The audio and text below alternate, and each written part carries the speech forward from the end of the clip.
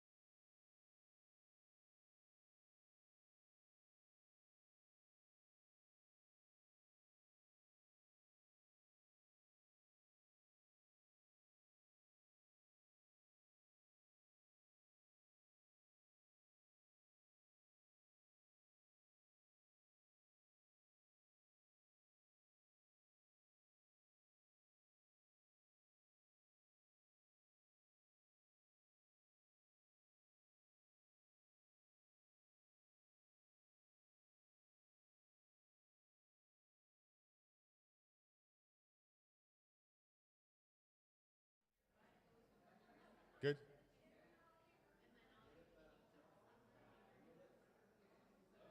Oh, I'm on. All right. Okay. Wali ik ze boek gizigu wiskwach. Gizigug. Imsin nogama. Ach imsin win. Good morning, everyone, and welcome to day 2 of Wellness Symposium. Before we do start things off, I just like to have a little announcement there. What do you call that? Dirty laundry or something like that? Some ground rules, yeah. Please, for everyone to please turn off your phones or press mute. Have respect for the speakers that are up. If there's little side discussions, keep them minimum and keep them low so that the speakers can get their message out. It's just basically respect for the speakers that travel far to come and present on a very important information and event that we're having. We'd also like to encourage everyone to take part in our survey that can be found at the LWRI table in the front. We have a digital copy also as well too, along with a paper copy. The survey will help the LWRI determine next steps and future goals of community needs. Thank you again for coming with us on this journey, and we hope that today is as important as it is informative. Wala yok. First things first, I would like to also, before we begin with an opening prayer and smudge, I'd like to just also announce too, for yesterday was a very powerful day. There was triggers that happened. It can affect some people. So if you feel that you are triggered from some of the presentation that's being brought, we do have some support volunteers and workers that are here, including myself, Melissa Lava, Missy Lava, Mike Martin, Tanya Barnaby, Christine Metallic, and Teresa Martin. So they are here today. There's Teresa and Christine. So if you need anyone to talk to, just vent out, more than welcome to reach out to them, or they could come to you.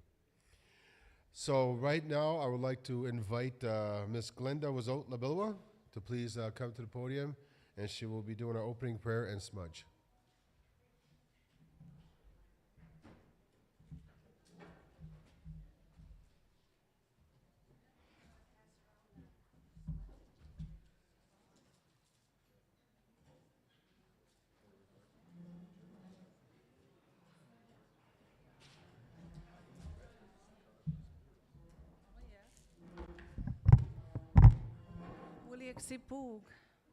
I'll just do a short prayer, and I'm going to get Chad to go around with sweet grass and smudge the place, or if you want to have a little smudge.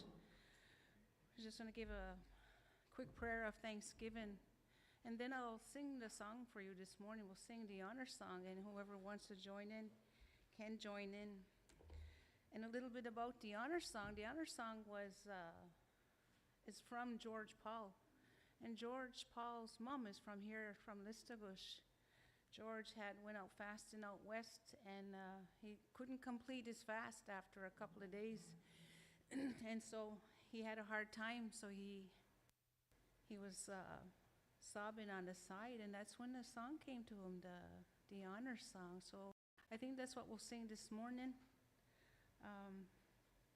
The fire's going to go on until 12 o'clock. On the desk that I was sitting at, I have the material there and the little ribbons and some tobacco that's there, and there's some raw tobacco that's in an orange bag that I believe is Bides's. She was looking for. So thank Bides. Walalia kisuk tan deligen we gabik na we dan emu di kisku dan el mawali ek mi gwadu mek ni kisku tan del lo gadi. In de wachte maand ek wit chigna kisuk kisi bo kon win na bo on Bides na ni kisku tan del lo gadi ek dan del milia la so khamu dan del milia ni lan no we gadi dan bukte we sang kwa na win chicken bisun na aso de mai we chicken am ka ankwe ji dan el gidne mi de chik we mo et de we chik we mo kisi bo kon wan na aso de maand ek we chicken suk mi jwa ji dan emu chik la so khamu ke local na we kisi gan mo ni we mo et de we chicken kwe ji dan emu chik det kisku dan el ikan bu ko wa do dish we mo det et de we chik we mo kisi bo kon wan we chicken am na aso de mai we chik we mo kisi bo kon wan walali ek we chicken am Paul dan del bo am mo se ku chuk dan el ni jo we kan bukto walali ek we chicken na et de wachte ma de we chicken so kisi ku dan emu chik det kisku ne de we chik we mo kisau gnu de mo se des nen dan del en nu is ook die dan del en ook de begia die dan del en nu aso de ma die walali ek we chicken na.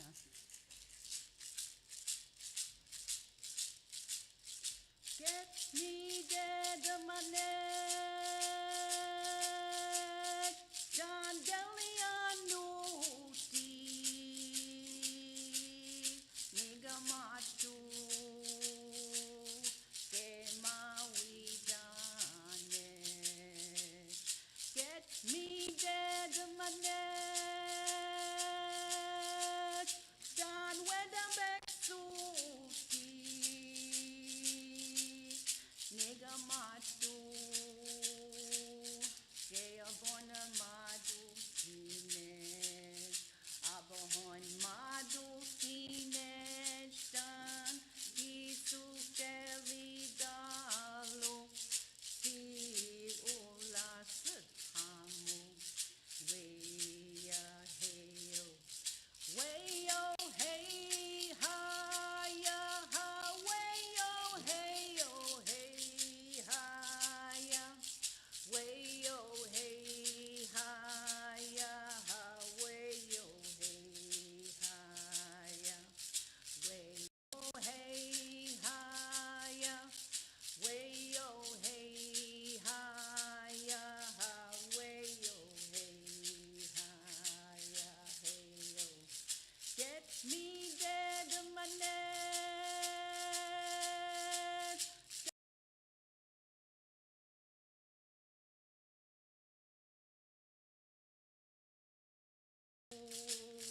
Gema Widanes. Get me dead.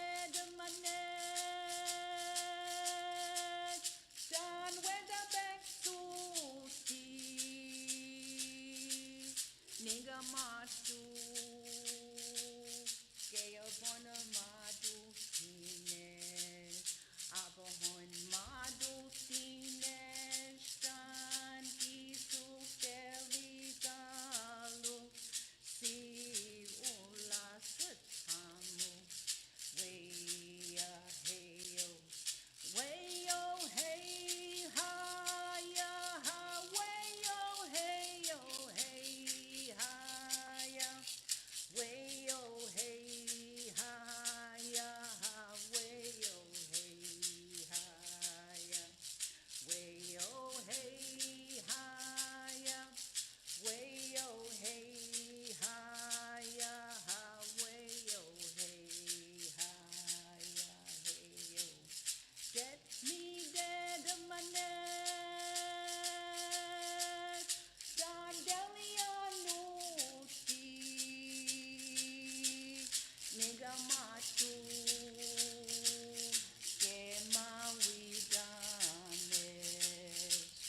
Get me dead of my neck, Don Weatherback Suti, Nigga Matu, Gaya Bona Madu Fines, Abahon Madu Fines, Stan Kisu Galu, Si Ula Sitamu, Weya Heyo, Wayo hey ha ya ha, wayo hey ha ya, wayo hey ha ya ha, wayo hey ha ya, wayo hey ha ya, wayo hey ha ya ha, wayo hey ha ya, heyo. Get me dead of my net, Don Delianuti, Nigga Matu,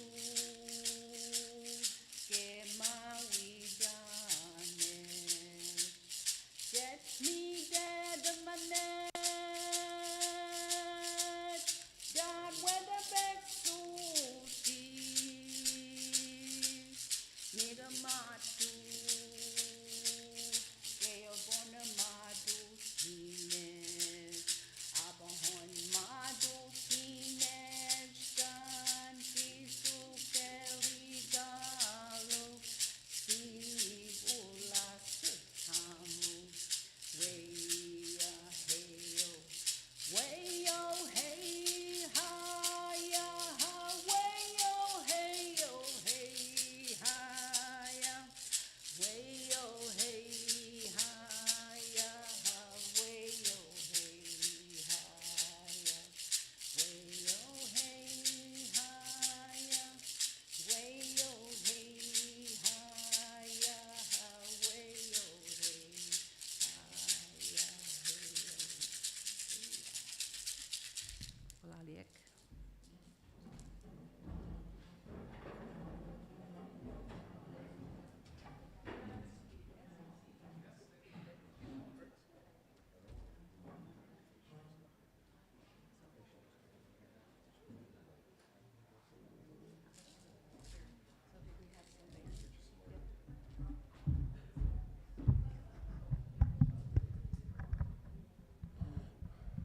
I gotta put the mic up a little bit because I know the next presenter is about almost as tall as me.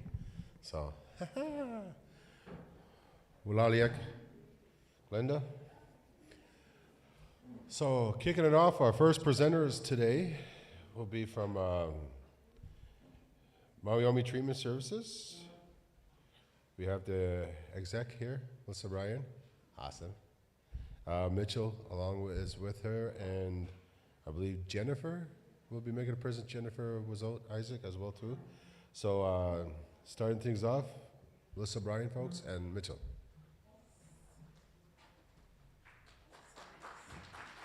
It's right.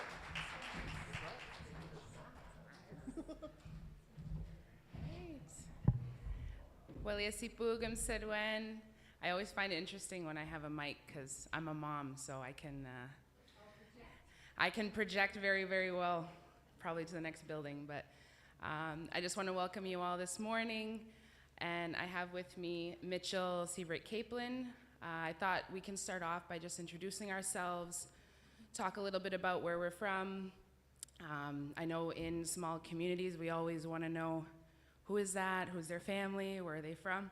So I just want to take a few moments this morning. I'll allow Mitchell to introduce himself, and then I'll come back. Listuguj, Swin. My name is Mitchell Sievert Capelin. I know Chad's always said that we're related, but I don't know if he says that to everybody or just I feel special. But is it okay? My father, I'm from Listuguj. My mother used to be the executive director of Mawiomi a little while ago, Gloria, and then my father, known as Bubby or Roger, you may know him. He's worked on the river in Listuguj and also for the provincial government for many years. But you probably know him more with stock car racing or skidoo racing with, who's the ones, the name up here? I can't remember their names, but knows a lot of people from Listuguj here, so that's kind of where I have a little bit of a connection, and then that's me. Great, thank you, Mitchell. So for myself, I was born in the States, born in Lawrence, Mass, moved home to Listuguj, 2 months old as a baby, lived with my grandparents, Ernestine and Wales Condo. So I do have some roots here in Listuguj as well, but I don't like to say I'm registered in Listuguj, but my roots I have in Listuguj here. And I grew up in the States until, I was here, I was in Listuguj till about 8, went back to the States, grew up there, went to school, started university. Up until about 7 years ago, my life sort of took a turn for the worse in the States, and I had to come home and just rebuild myself and be closer to my elders and take care of them as well. And when I first moved home, I started off at the band office in communications and policy. I realized that wasn't necessarily for me at the time. I wanted to do something more. Although I was studying criminology, wanted to be a police officer, didn't go that route. But then it brought me to Mawiomi as the first aftercare counselor. Shortly after that, there was a management position that opened for a cultural safety accreditation advisor, and then a position had opened as the ED for Mawiomi. And I had officially took my role on November 2022. So it's been a little bit over a year in that position. Now, do I have a clicker, or do I have someone that's my, is it like hidden? Oh, okay. I thought it was a pen. High tech. Yeah. We did ask if Jen would come up to say a few words, but she said she would just wave from her table. Jen is our new outreach counselor in Listuguj, and feel free to stop by, ask her questions, or go see her at any time. I did want to just show you guys our new vision, mission, and values. A lot of work went into the development of these. We took on the challenge to making our vision and mission statement developed by staff, by our clients, by the clients' families, to really capture what it is we want to accomplish and how.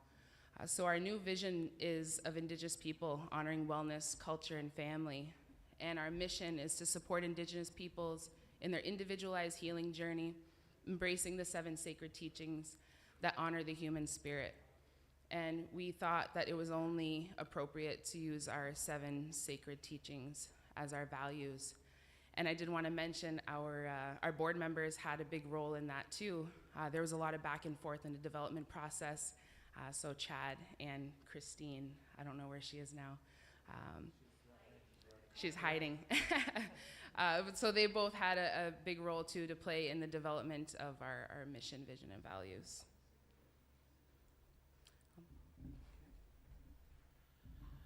So, Maui Treatment Services is located in Guescabegia in the traditional territory of Mi'kmaq and Guespegawagi. We also do have a satellite office where Jen is situated here. The treatment center was developed in 1986. It's a 7-bed in-house treatment facility where our in-house program varies between 6 to 7 weeks long. As Melissa had mentioned, new leadership since November 2022. We have 20 full-time staff and we're growing. I think it's more so than that now. We've been recently accredited by Accreditation Canada with the highest standing, with the exemplary standing, which we're very proud of. And currently on our board of directors, we have 6 members with 1 vacant seat.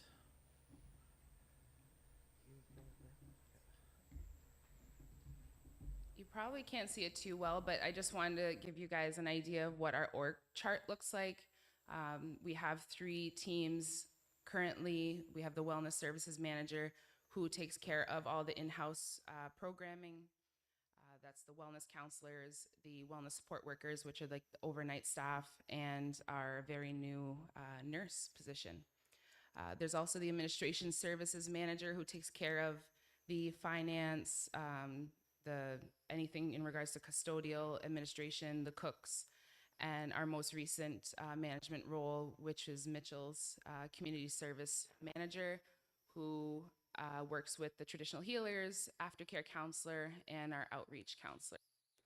And we hope for that team to eventually grow because we know the needs within community continue to grow as well. I did want to share one of our recent annual staff retreats. It's something that I had started when I had come in as director. I thought it was very important for staff as helpers to get a break at least once a year where we can go and get together as a team, do team building, and just recharge. The work that we do in this field is not easy. So this was our 2nd annual staff retreat. We all went to Member 2, Nova Scotia, and we do a blend of activities, learning, team building, crafts, and just trying to reconnect as a team.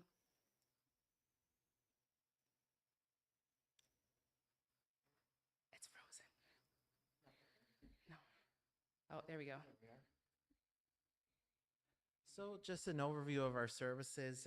First, it's a new introduction to our program, which is pre-treatment support.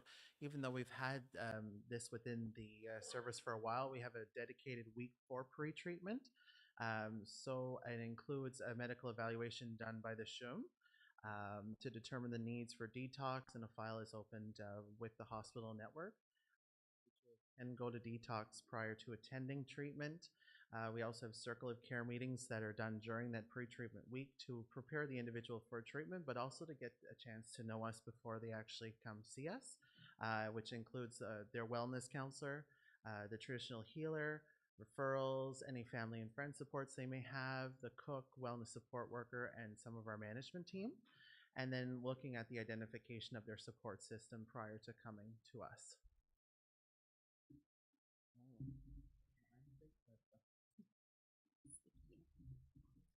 Just an overview of some of our in-house services or some of the part of that program. As Mitchell had mentioned, if you go on our website or our Facebook page, you'll notice our intake calendar has changed. Before, we would just have the intake day and the clients would attend treatment. Now you'll notice there's the pre-treatment week and a withdrawal management week.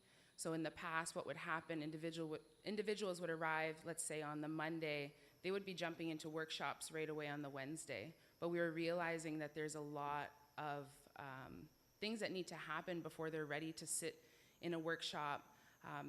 There's the withdrawal symptoms, there's the emotional regulation, it's a new environment.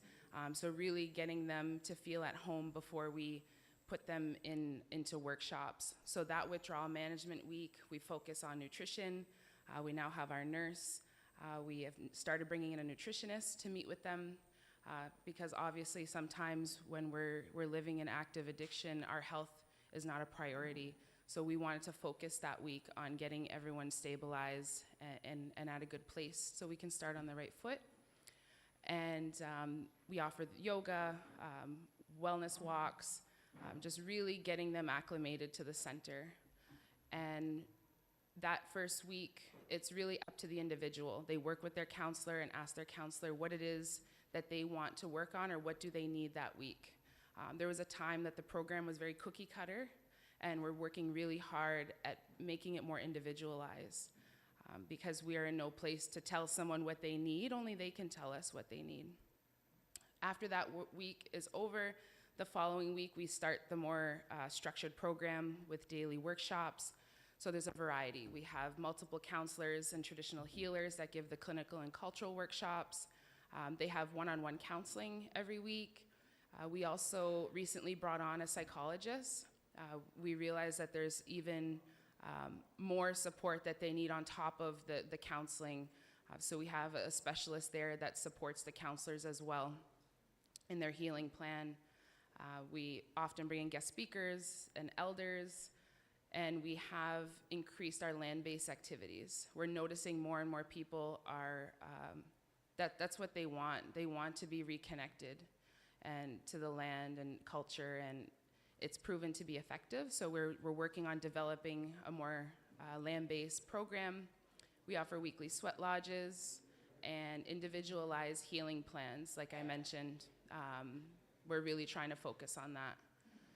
We have yoga meditation. We do regular suicide risk assessments because obviously when we have some individuals, it's their first time coming off substances.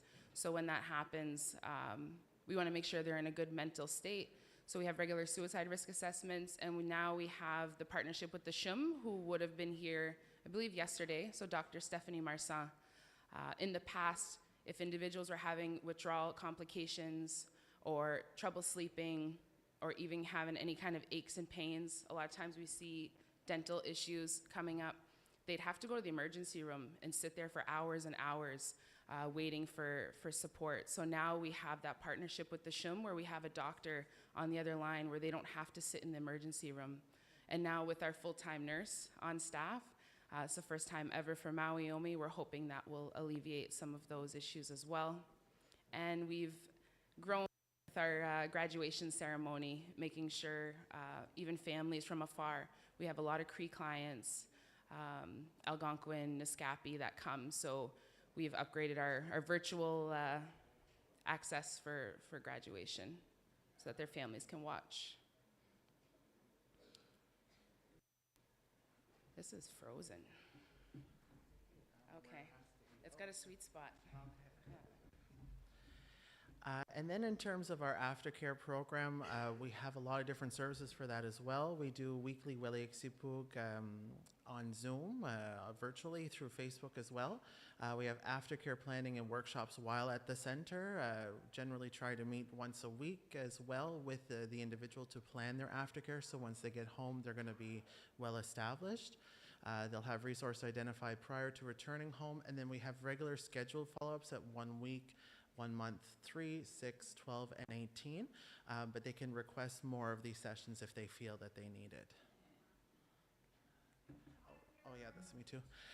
And then a lot of the other services we have weekly NA and AA meetings that are held in person in Geskabegi at the moment. We have weekly Wellbriety meetings that are virtually through our Facebook pages. Weekly family healing circles that are both in person and virtually.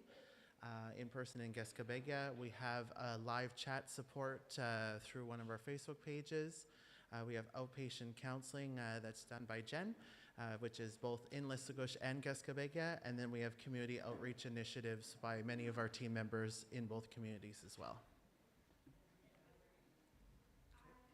I think this was this one or this? Sorry. Some of the challenges that Maui Omi does still face is still fully understanding the realities within the different communities, and we're still growing on that. It's more of an area of an improvement. We do see high turnover rates in different positions within communities, so making sure to build on retention, recruitment, intake process that includes travel, communication, preparedness, intake, Yeah, medication and medical portion of the intake package, we're still working on building that, modernizing and indigenizing the in-house program, and then ensuring that the program is reflective of the nations that we serve, because they come from all over Quebec and Atlantic Canada predominantly. There we go. So Maui has quite a bit of things happening behind the scenes that we hope to start sharing with everyone. And just moving forward, we really want to look at strengthening the relationship in community, especially with health and social service departments, just to break that silo. We all have the same mission, so really trying to work together for that common cause. We're also focusing on capacity building and implementing an educational plan for each position. So we're actually covering the costs for counseling programs, just to make sure that we have people that are have that capacity to serve our people well. And it's very individualized. If there's a specific area that a staff member wants to take training in, we support that. For instance, we have a counselor that's interested in EMDR therapy. So that's a very specialized type of therapy, and we'll work on supporting them for that. Also making sure our program reflects the realities, cultural activities, and the needs of communities that we serve. Increase in cultural safety and competency through trainings and exposure. We're really trying our knowledge in that and making sure we're operating in a culturally safe way, and strengthen that circle of care support before individuals arrive to treatment. And I personally find a lot of value in that. When one person's suffering in our community or in our family, it affects the whole family. We all have different roles within our family, and also finding a way to support our loved ones, or having our loved ones have the resources to support their son, their daughter, their brother or sister while they're in treatment. Because we often tell individuals, they come to treatment, when they go back home, they may have changed, but their environment didn't, their community didn't. And so finding the tools and giving the tools to their circle of care to have hopefully a better outcome. We're also looking at fully implementing our 4 priorities. We have some strat plans at the table where Jen is, and it has a focus on 4 areas. Our 4 priorities are healing services, capacity building, organizational development, and cultural identity. And we're about halfway through some of the objectives, and we still have a couple more years to go. So we're looking forward to really achieving all those goals. We really want to enhance that partnership with the SHUM to fully implement an OAT program. We all know the fentanyl and the opioid epidemic's only getting worse. And right now, prior to us having our nurse, we had to turn away a lot of people that were coming with opioid addiction because we didn't have the capacity to support them through OAT, such as Suboxone and Methadone. So hopefully with this partnership with the SHUM, our new nurse, it'll open doors even wider to serve more people. And I'm hoping to have more news on that in the coming months. We'll also look at developing a pre-treatment program for program participants and their families. So having people attend workshops virtually or even in person before actually getting into the center, and having that withdrawal management support. Oftentimes that's what deters people from wanting to go to treatment, is just the inevitability of what's to come through the withdrawal and not knowing what to expect. So putting in place some workshops and support just to get them taking that next step. We definitely want to increase community outreach initiatives. So if you're here today as a family member, as a helper, as a resource person, feel free to stop by the table. If you have ideas of how we can support or partner up, we're definitely open. I have my card too at the table if you'd like to get in touch with me after. And we also want to continue supporting local families with the Listuguj Healing Circle. So that's a weekly family circle for individuals that have loved ones suffering from addictions. This is a space to get tools to learn how to best support your loved ones and talk about those enabling behaviors. Some people think they may be helping where it's actually enabling, and what's the difference between the two of those. communication styles, improving relationships. That's a space for families. Eventually, too, long vision is to eventually have a day program for Geskebegya and Listuguj. We tested it out last year.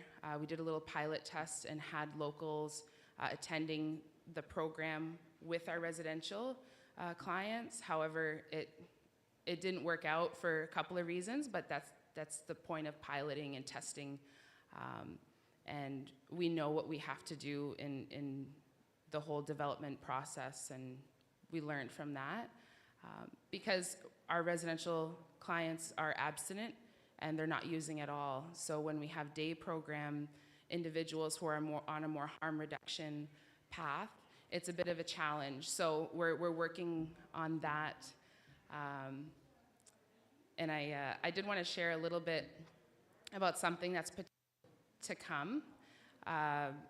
We're looking at expanding our services into detox. We all know detox continues to be an issue, and because of the complexities of the different types of substances that people are using, it's not just alcohol.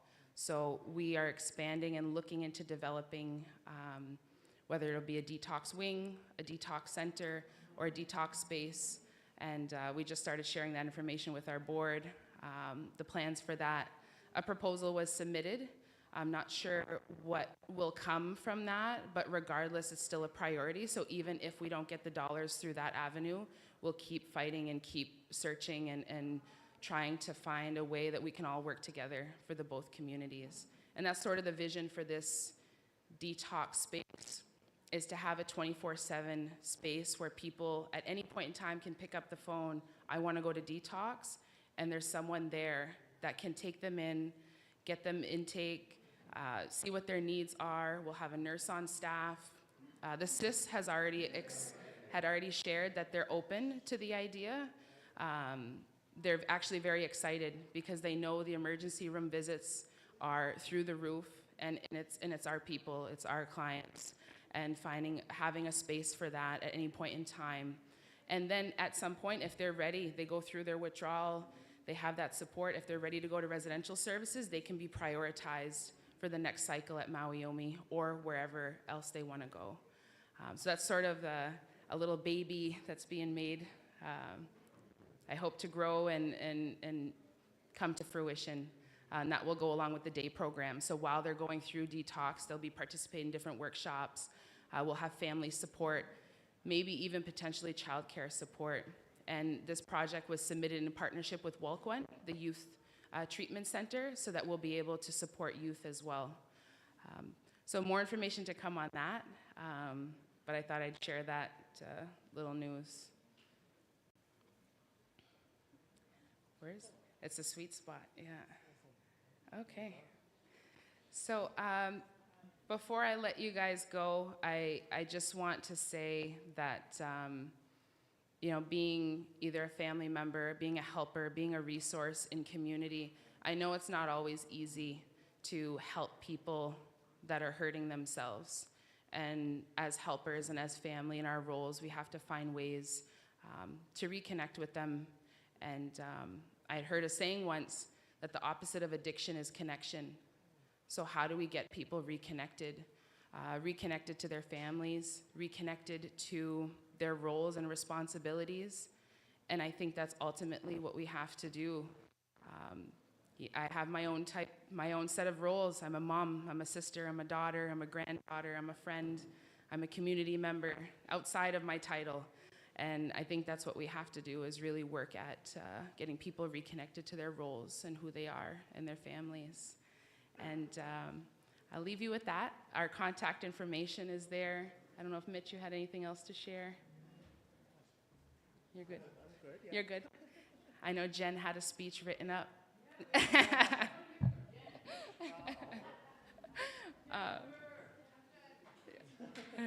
But thank you all. I'm available at any point in time. Like I said, even if it's just an ear, you don't know where to turn, you don't know what you need, give any one of us a call. I'll make myself available for anybody. But Wilaliok, thank you.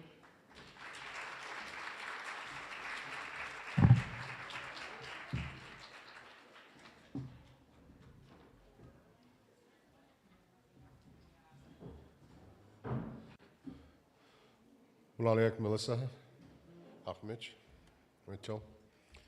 Uh,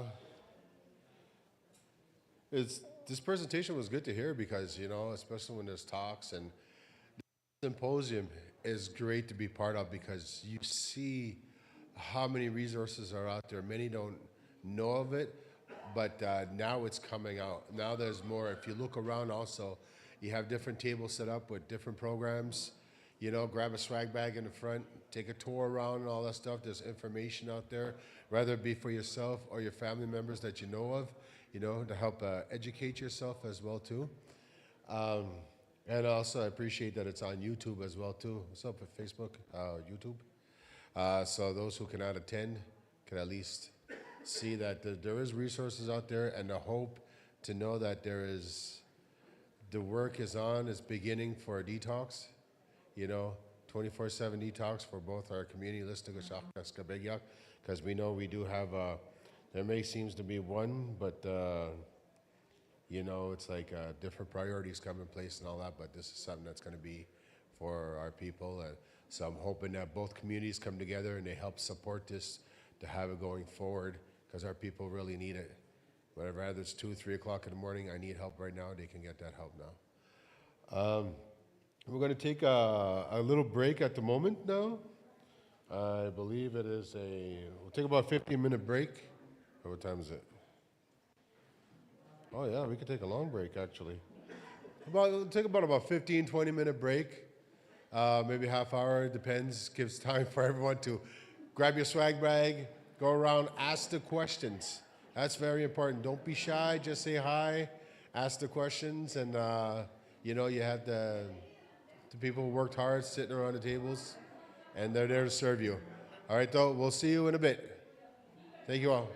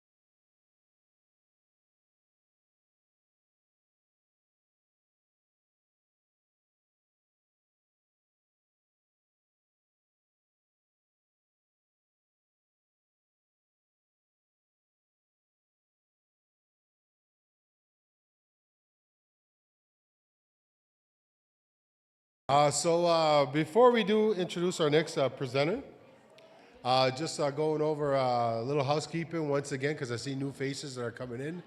If you are just walking in and all that, please put your phones on mute or turn them off, whichever one, or put on vibrate. If you put on vibrate, please gear it to the left of your leg, not to the right. Thank you. Just in case. No. But yeah, put on your vibrate mute, so it does not disturb our presenters. If you're having a little small chat on the side, please keep it minimal, and keep it low, because just for respect for the presenters that are coming up, so they don't feel that they have to yell to everyone. And also, the following presentation is going to be, we got was here wearing a red shirt, except for Margaret, that she looks beautiful in that shirt, but she's not one support workers. But the support workers and volunteers include myself, Melissa Lavua, Michael Martin, Tanya Barnaby, Christine Metallic, and Teresa Martin. So if you're feeling something, just reach out to them. There's a private area we can have a talk and all that.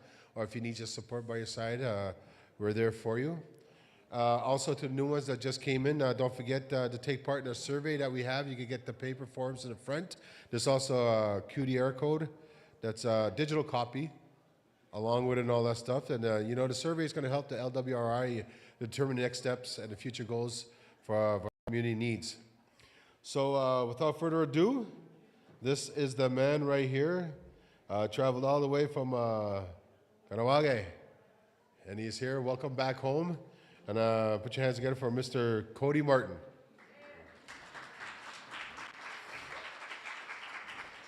You got a PowerPoint? PowerPoint, yeah. Okay. You want to stand here and be the clicker? What's that? You want to stand here and be the clicker?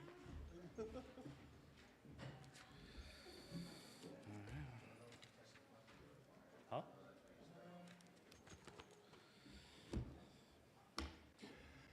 All right. Well, everybody, thank you for showing up for this presentation. Hi, Colin. Welcome home. For you that don't know me, my name is Cody Martin. I'm originally from Listuguj and currently residing in Ganawagik, Mohawk territory. And as a profession, I am an addictions and mental health counselor. I'm a registered social worker. I'm an addictions specialist, level 1. I carry a grief license, and grief and mental health is my forte and expertise in the Western perspective or Western world. But where I'm really good is the culture and ceremonial components in helping our people. So I'm here today to provide with the little bit of knowledge I've obtained throughout my travels and understanding of helping people to seek wellness, because we're not quite ready for healing yet. And before we get started, this is a slow clicker. We're gonna get back. Where?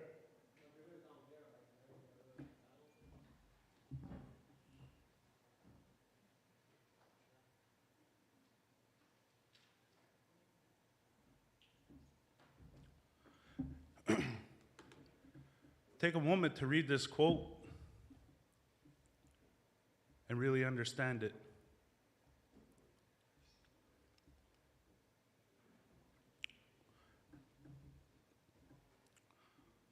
That's why healing is difficult in our communities today, because every time we venture out to find healing,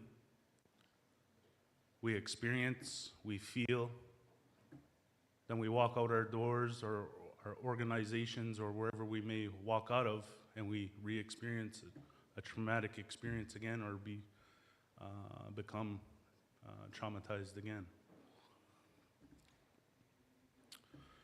So on this little part of this quote and experiment and exercise is, everybody take a moment and look at your hand. Pretend your hand's a mirror. And if you have the ability and the comfort to say, I love you, do it with all sincerity and take it serious. It's fine. Okay.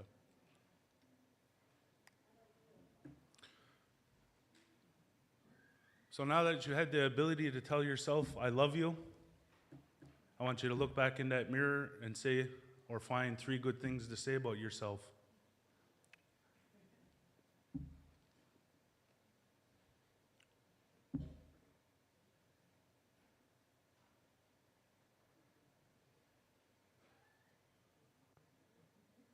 That's probably one of the hardest things you'll ever experience in life. But just keep in mind that you're loved, you're needed, and you have something to provide to the community or to yourself.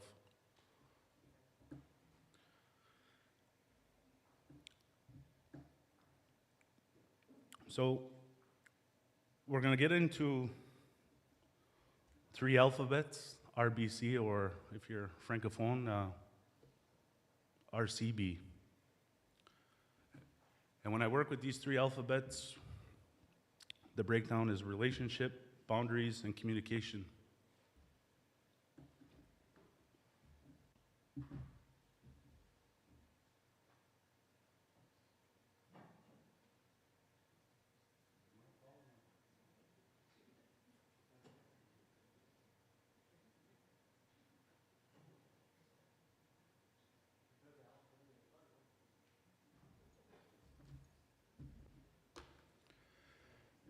And I guess we're all familiar with the complex history as Indigenous people or First Nation people across Turtle Island and how these things impact us historically and presently.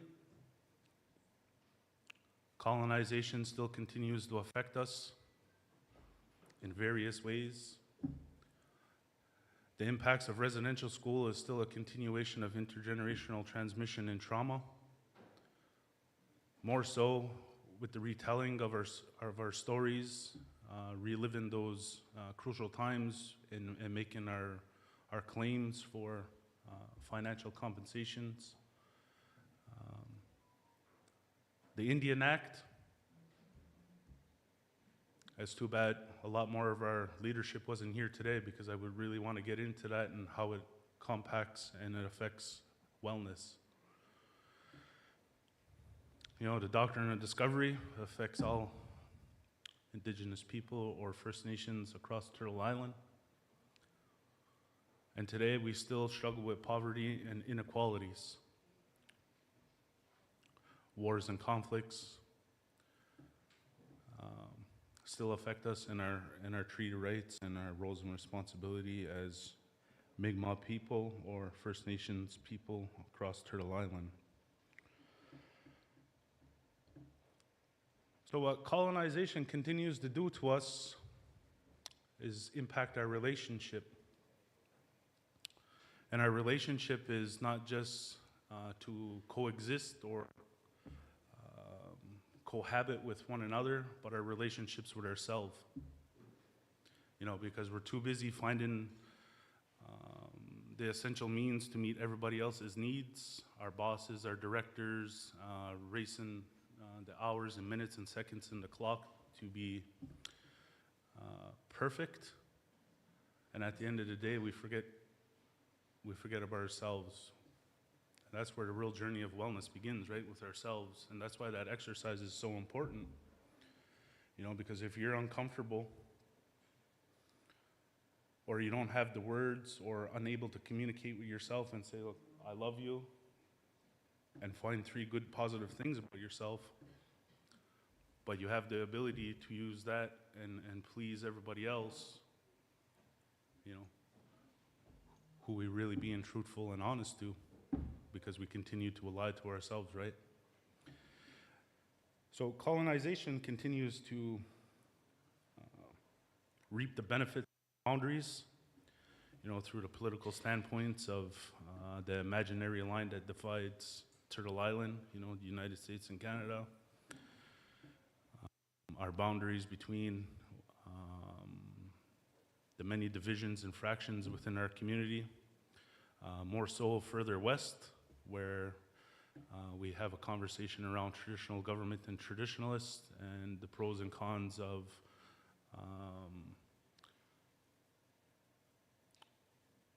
sovereignty among a nation and the representation of the chiefs and councils and those mechanisms. And lastly, colonization affects us in a way of how we communicate. How do we communicate? We all communicate through Facebook now. You know, I'm a part-time comedian on Facebook, but I'm here today as a professional.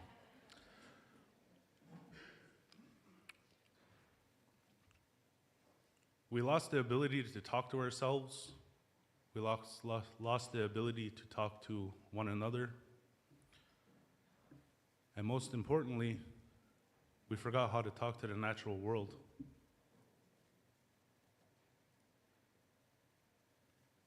Today, we live in a society where we want a quick fix. We developed a codependency.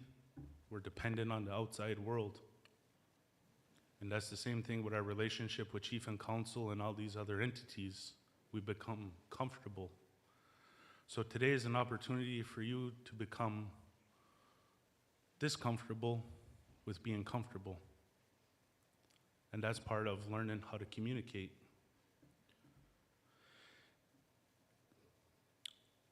Because in that realm of the inability to communicate your emotions, your feelings, and everything else, we develop this toxic relationship. And that becomes an issue. Because one of our most famous sayings across Turtle Island is for the next 7 generation, or the faces to come, the young people, etc., etc., etc.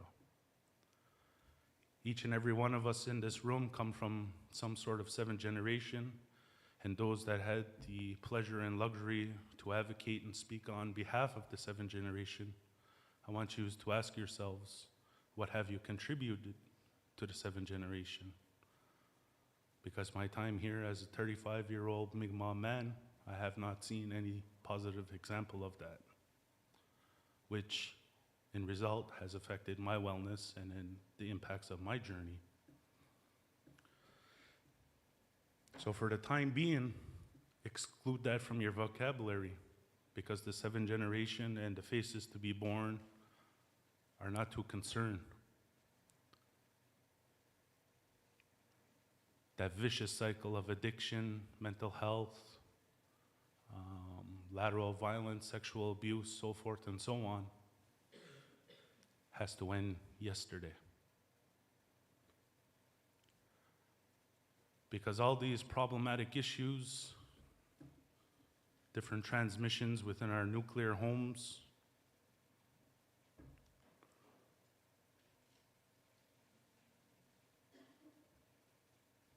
have no business affecting the next 7th generation. Because we're still working on some of these very core things that become repetitive. You want to talk about rights and responsibilities and be protected under Section 35 and different treaty rights and exercise your rights as an Indigenous person. Exercise them and do something positive and be a positive example for the 7th generation by ending that vicious cycle yesterday or today.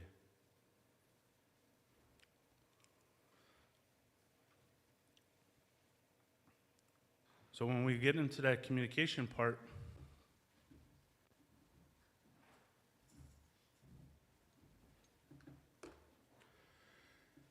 we understand that there's 2 worlds. And a lot of my friends across Haudenosaunee country, they have a reference and they call that 1 foot in the canoe and 1 foot in the ship.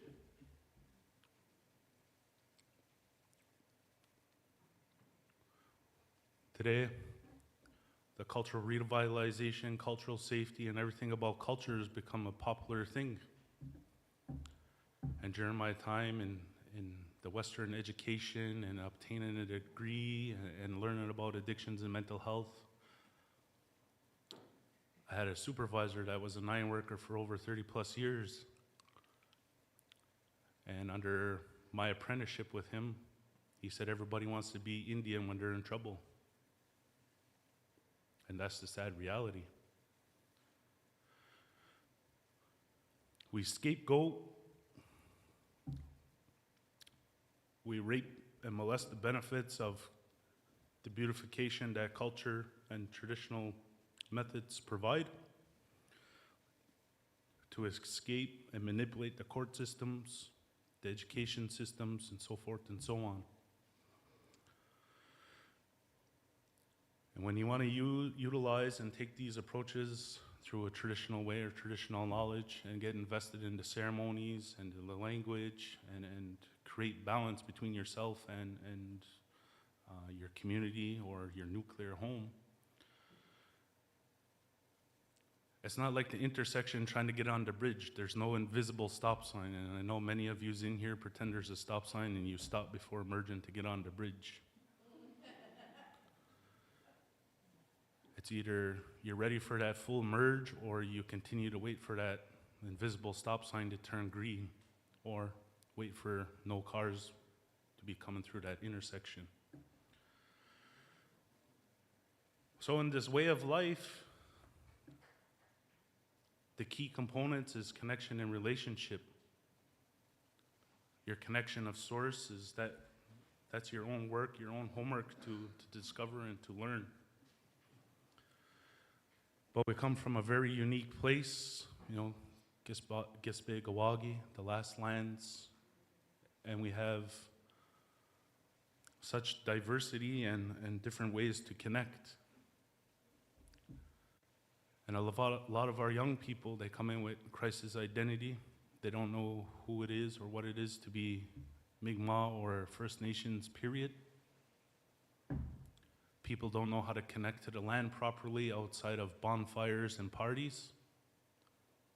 They don't understand the nourishment and beauty behind all the berries, all the tree lives, plant lives, the waters, all the fish and everything else to help us find wellness or take care of our mental health. And in our relationship, that in the natural world has been replaced. Because we don't go have tea with our elders, we don't go have tea with people that know things or understand knowledge in their respective backgrounds and professions.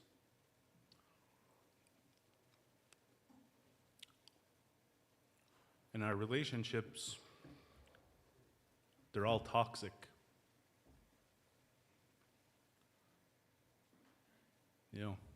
Because we haven't had a perfect or prime example of a positive relationship. And that starts from yourself, having a positive relationship with yourself, those in your nuclear home, and in the communal setting. And that's why it's unfortunate there's not too much leadership here, because this is very important on the leadership level. We all know it, it's the elephant in the room.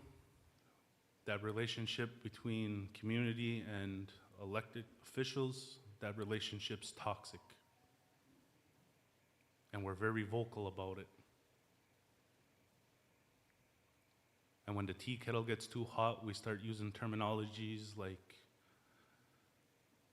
bullying, lateral violence,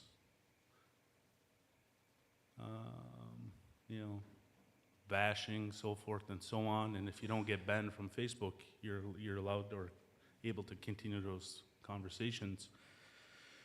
But when you really analyze and look at types of those conversations, the people are finding unique ways to use their voice to say, look, we need help and we're sick.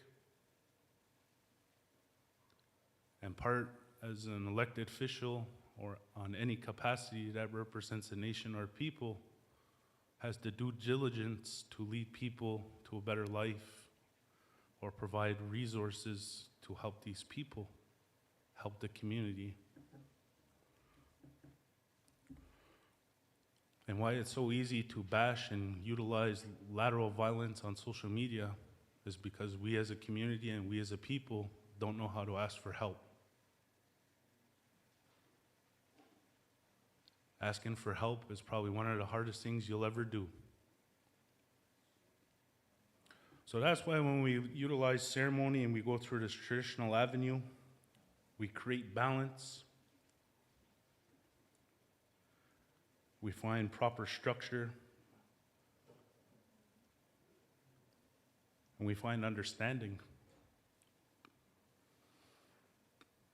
And once we become comfortable with the connection to your source or our source and build these relationships, and we understand the cycle of ceremony, we go through a process called renewal. Throughout the calendar cycle, depending on location or what respective nation you come from, there's usually 4 cycles.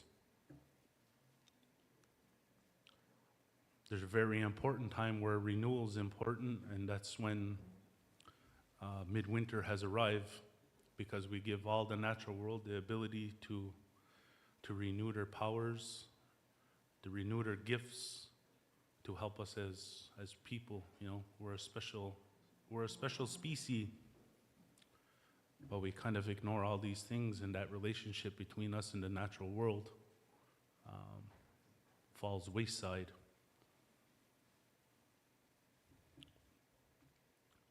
And due to, the decline in knowledge keepers, medicine people, ceremonialists, and so forth,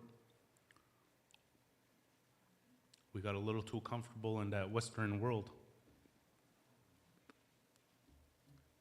Instead of doing the work and picking medicine and letting the medicine do the work, it's faster to go to Jonquitou and get Advil or ibuprofen.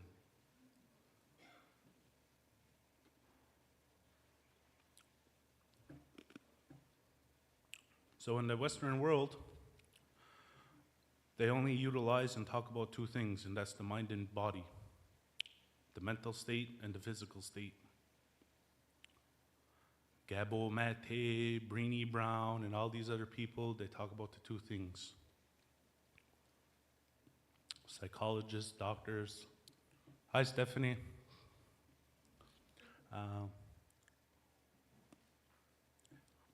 So in the sense of that, we get provided medication, prescription pills, pharmaceuticals, and they have a one way of knowing and one way of understanding. Because at the end of the day, it's easier to sit in your recliner, open up a beer, and sit there and watch the Blue Jays game, as opposed to going out into the woods and understanding the cycle of whatever medicinal plant or tree you may need to help you and to alleviate your body from inflammation or what have you. So in the Western world, when we utilize these practitioners, especially around psychology and psychologists, and this is not to disregard or discredit Western influence in their ability to help our people. This is just an opportunity for me to plant the seed to give you another understanding of a way to help yourself, to become self-reliant, to become independent, and because there's going to come a time where you're going to have to depend on yourself. And we already kind of seen that during the pandemic. Right? And I won't go too far into detail because we're live on YouTube and everything else, and it's a touchy subject, because we as I'm going to speak freely, we as Indian people, because the Almighty in Ottawa still calls us Indians. are starting to gravitate more to our ways and utilize our ways and charge money for our ways, and our own people are struggling. And we don't get to bring that back into the community and help our people.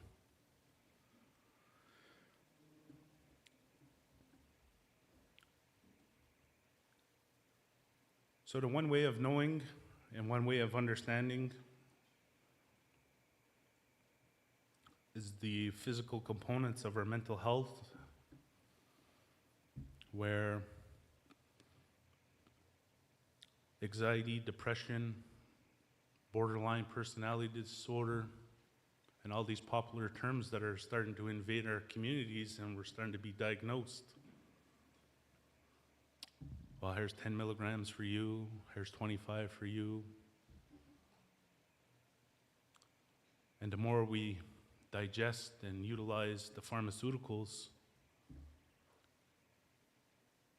that are part of one way of knowing and understanding is, well, the physical part in your body, well, you're killing your liver, you're causing more damage to your autonomy, so we're gonna decrease or increase your pharmaceutical, whatever it may be, to help your anxieties or depression.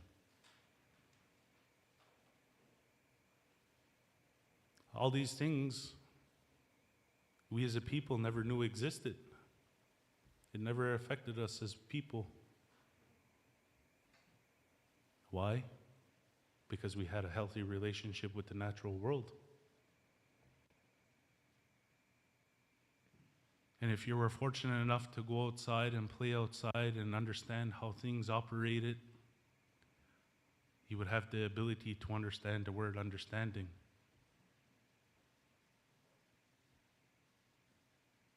Because we were given a very, very precious resource, and those resources are berries. You look at the cycle of blueberries, how they grow low to the ground, and the next cycle of berries, raspberries, blackberries, start to grow higher than the strawberries. They don't grow like that for no particular reason. And when you understand and analyze and you look at anxieties and depression, you have your highs and lows just like those berries. And the berries, they provide the proper resources to help you with that. And again, that's the connectivity to source, connection to the land. So when people talk about going back to the land or land-based activities, it's not the ways of living like our ancestors. It is. But we have to make the adaptations and to coexist and still honor those obligations and rights and responsibilities as a people. It's just not to say, well, I'm protected under the peace and friendship treaties in 1752 this and 1753 this and blah, blah, blah. Because there's gonna come a time, and that time's coming very close, to where we're not gonna have access to these resources. You know? And it's a prime example with the striped bass coming up river and starting to eat and lower the population of salmon. The ash borer beetle, the continue of financial gain, personal gain through the forestry. There's a lot of trees and there's a lot of plant life in our mountains that can replenish our spirit. But we're so busy trying to race that clock, we don't take the time to step outside of our comfort zone to learn these things.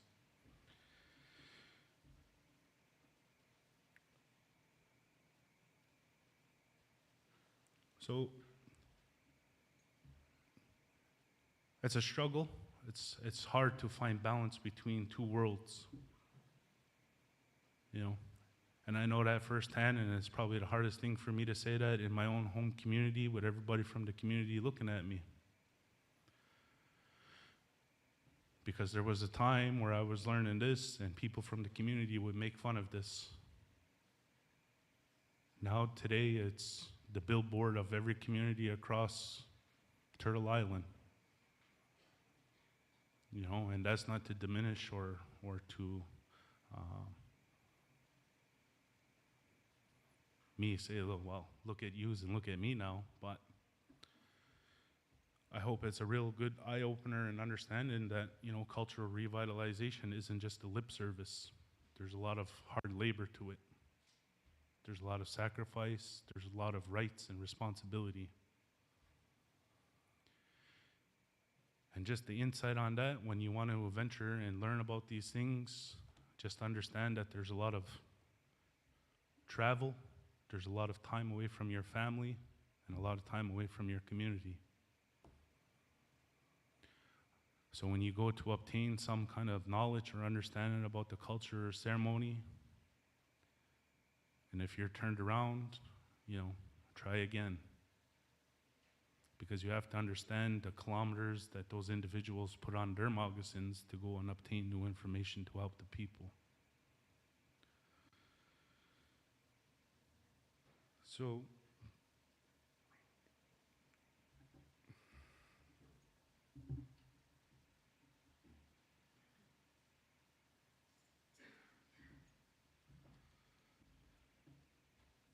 when we get into ceremonies, it just doesn't pertain to mental health, but mental health plays a big component in a lot of our ceremonies. Ceremonies also provides an avenue for wellness. So when we have the ability and readiness to ask for help and we want to explore these types of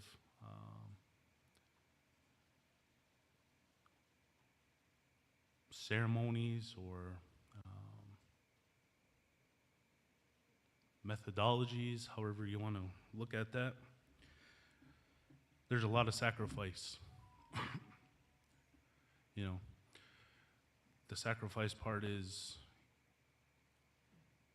you having the ability to finally let go of some of those cinder blocks that are holding you back from preventing you of moving forward. The sacrifices of asking for help, and the sacrifices of going through all that hurt and pain all over again. And that's the unique thing about First Nations people, because we work on that component more than we do the mind and body. We always exclude that spirit and spirituality. You know, spirituality comes in different explanations, different understandings. There's the Eastern philosophies of Buddha, Allah, and all those types of spirituality. That's fine and dandy, but the spirituality that I'm talking about is, for example, sweats and sun dances and all the other lodges that have been given to us as First Nations people here in Turtle Island. So we learn about the autonomy of the mind and the mental health, and we become psychologists of our own body and our own mind. And we learn to have proper communication with ourselves and our spirit. Because what's happening here in the physical realm is also happening up there in the natural world. It's a mirror effect. You know, monkey see, monkey do, which is another thing in concept that affects us today in 2024 as Indigenous people, because monkey see, monkey do is exactly what we see in our nuclear homes. So we'll touch a little bit more base on that after this. So when we get into these ceremonies, we get to understand what direction we need to go and what we need to take care of. You know, there's different teachings, there's different understandings. Some want to jump right into it, experience once or twice, and go out on their own and take care of things in a way that's harmful to others.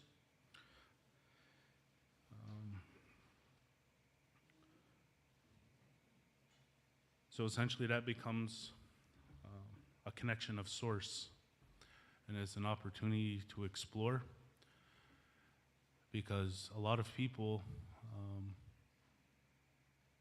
including myself, don't really depend on the organizations and the services provided in an organization setting. Because another elephant in the room is trust. If I don't trust the process, I don't trust the system, et cetera, I'm never gonna ask for help, or I'm never gonna get the help that I need. You know? Oh, well, I seen Cody go into social service. What an asshole for going to get help. You know? And that's what we do as people. We shame, we hurt. And today, we're in the situation that we're in. One of the biggest epidemics that you'll see in history, outside of the crack cocaine in the 80s. But these ceremonies and these customs and this way of life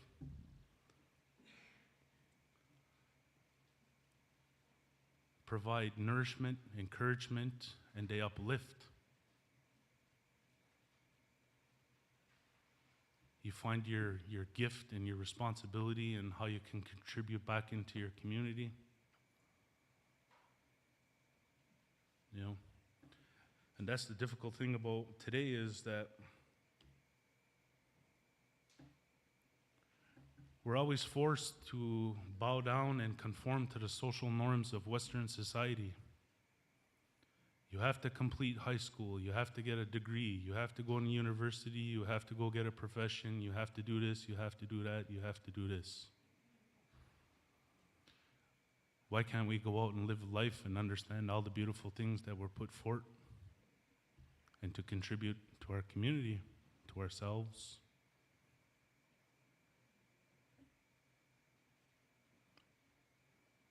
We don't. Then there's a time these sweats and sun dances and ghost dances and all these different lodges don't become used, or if they do, they're misused. And we continue that circle of fear, shame, and abandonment. But these things, they weren't given to us to do those things.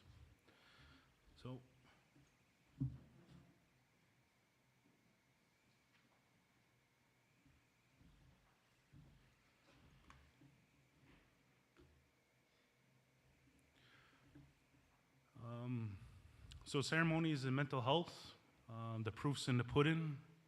Ceremony has benefited a lot of people. I've seen firsthand and the magic it does.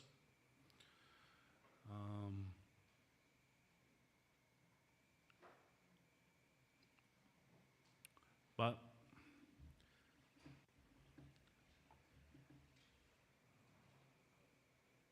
I guess ignoring the signs and having the connection to land or to knowledge keepers, or the ability to venture out of community to explore different ceremonies,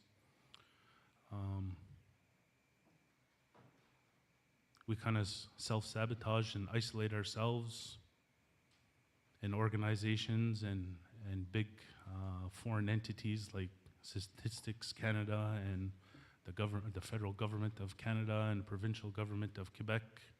They come in and audit our communities, and they tell us, well, you're at a 16% all high in your community with depression. But we know these things. We know our community's sick. We know everybody in the community struggles with depression. We know everybody in the community has anxiety. We know in the community that everybody struggles with a mental health disorder. And we know that suicide is at an all-time high for First Nations people. We know. We We don't need the band council. We don't need Ottawa. We don't need anybody to tell us these things that we know already. What we need is people to put skin in the game, to lead by example, show that positive example. So people like that young boy that walked in could say, well, look, that's what I want to do to help my people.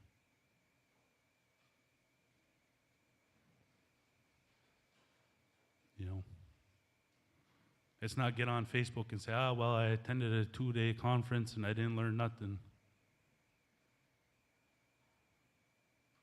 Each and every one of you has a role and responsibility and a gift to contribute.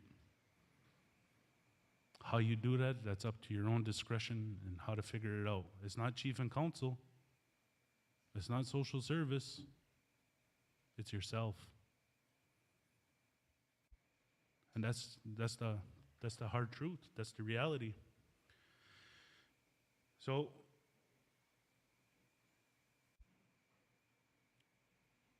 we continue to stay in this black and dark cloud because we don't want to ask for help, and it's easier for everybody else to do the helping for us. But eventually, the ship and canoe is going to part ways, and your feet are going to lose balance, and you're going to fall into the water.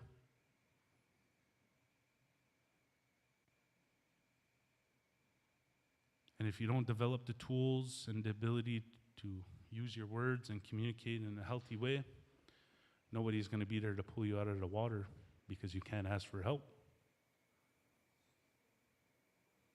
So what happens? We stay in that cycle that we're in, this vicious cycle. We're going to continue to drink. We're going to continue to use drugs. We're going to continue to self-isolate, self-sabotage. We're going to continue to point fingers and blame people. But we're not going to take any sort of accountability and look at ourselves. In this journey of learning about mental health and ceremony and participating in different things, looking at yourself is another hard task to do. But in order to help people, you have to help yourself first. And that whole saying about hurt people helps hurt people, throw that right out the window.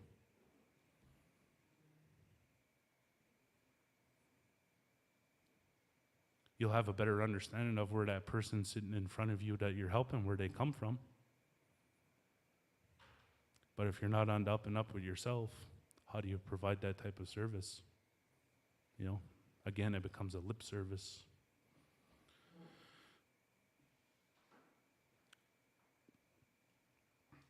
So in the emotional setting and an emotional part and how colonization still continues to affect that,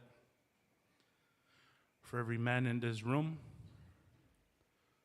your emotions still continue to be colonized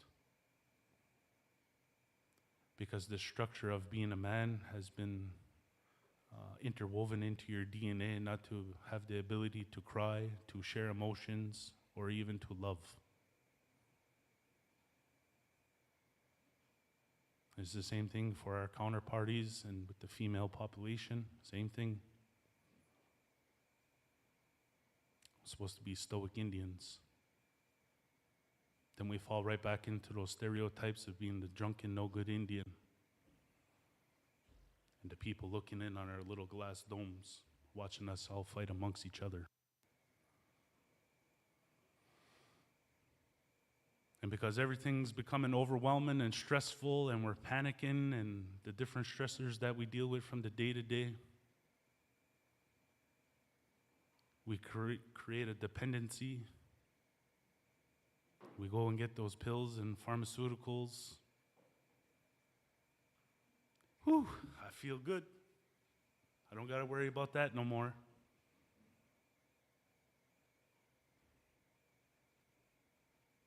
But what happens is we feed that cycle of addiction because we start to abuse that feel-good way of life. Instead of being uncomfortable and facing the issues at hand. you know, traumatic experiences, trauma, you know, all the popular words that I see everyone in here use on Facebook, you know. Actions are louder than words. So is being a positive example.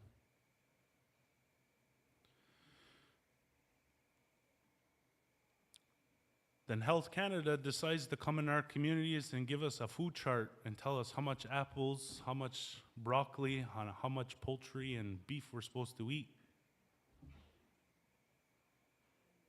The proper portions.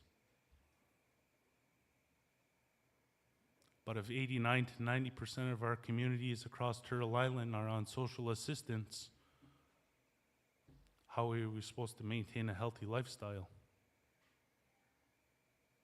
And for everyone that's about to raise their hand and say, well, become self-sufficient and go back to planting gardens and everything else, how do you plant a healthy crop when your soil's contaminated or you're built up on landfill?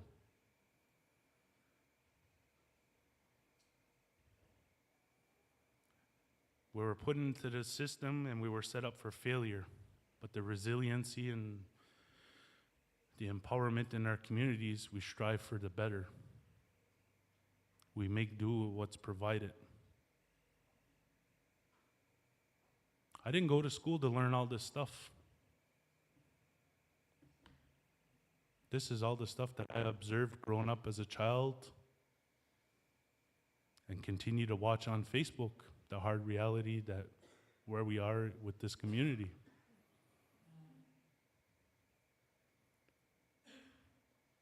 You know?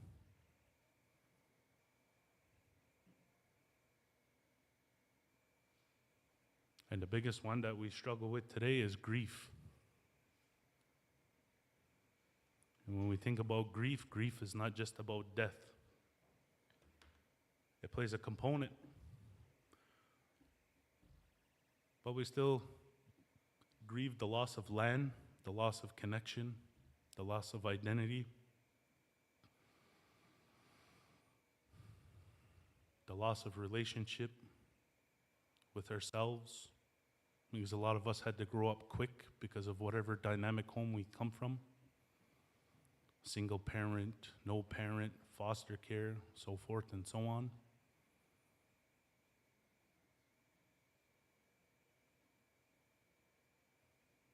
So in order to find healing or wellness, we have to continue doing the grief work.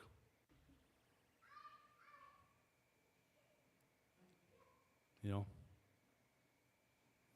keeping it all bottled up and becoming frustrated and creating all these situations and illusions that affect your mental health and cause you to become diagnosed with anxiety and depression is because you're not doing enough grief work. And when you explore grief and you do that grief work, it's okay to cry. It's okay to say, I need help. It's okay to do a lot of things. What's not okay is to run away and avoid and not take any sort of accountability for yourself or what's happening, because you're just contributing to another cycle of intergenerational transmission. Going back to the early 90s where everybody had that sticker and pin from Nietzsche where it says it takes a community to raise a child. Well, actions speak louder than words. Because today, a lot of our young kids have no direction or no understanding of what's going on. No proper way of life.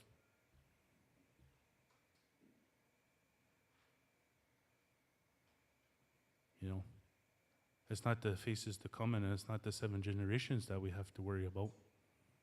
It's the young people and that, like people like that young boy that walked in. What are we doing to help those people? You know, that's why going back to those blacks and grays of staying in the comfort zone of being comfortable and having everybody else do the work is because people like that don't want to get the help. You can't infringe and you can't impose people to get the help.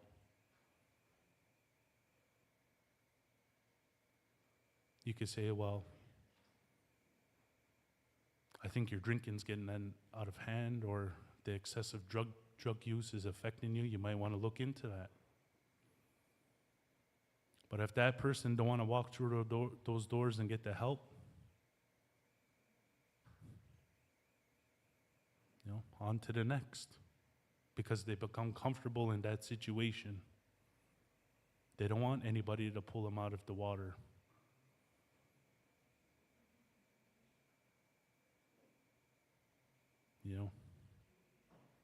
That dependency and everything else keeps us in the bottom of the hole.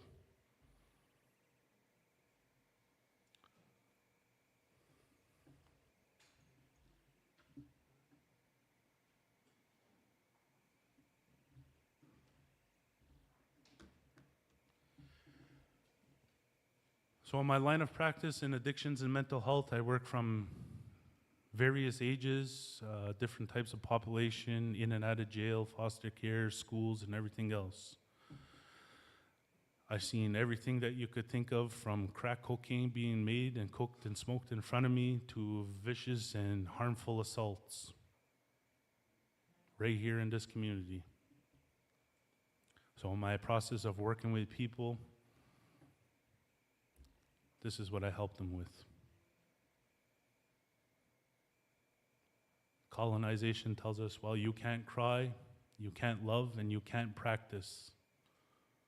So today we're going to extract that word from your vocabulary and toolbox of I can't to I can.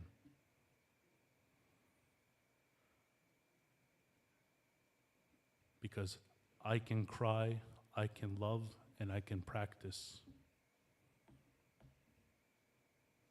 I couldn't practice, or I can't practice, was a phase up until 1951 where they had uplifted the ban on ceremonial practice in the open. Today we're fortunate to build sweats and teepees and everything else and practice rightfully without being reprimanded by the federal government of Canada or RCMP. But today we still carry that mindset of experience the full arm of superior power through these foreign entities, and still carrying out that mindset and mentality. We failed to share the knowledge and teachings to our young people. It's a long process, it's a hard process, but you have to be on the up and up with yourself and have the willingness to do this type of work. The counseling work is a piece of cake. But for you to work your emotions and understanding to go through these things is a whole different ballgame. It's not lip service. I don't do lip service. Time is precious. I have a wife and 2 kids.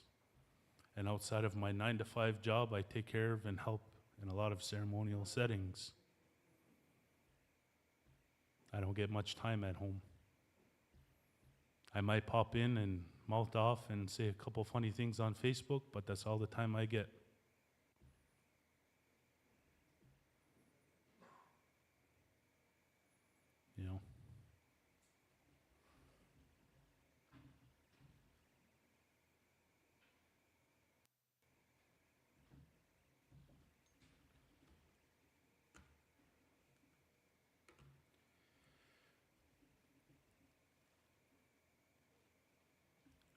This is a big one, and we don't do enough of it. We don't uplift and we don't encourage.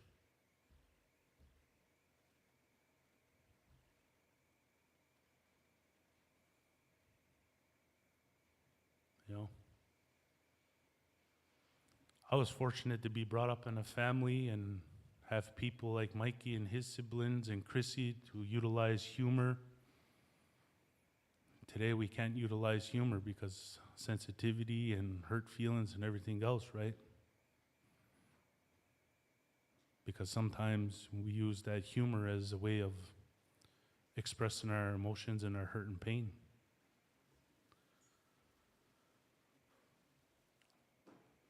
The songs, we have to go back to the songs and we have to learn more about the songs.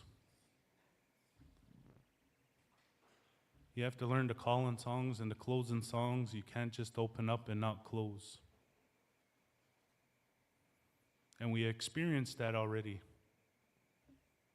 What happened in 2021, 2022.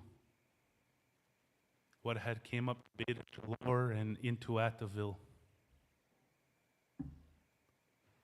Wales.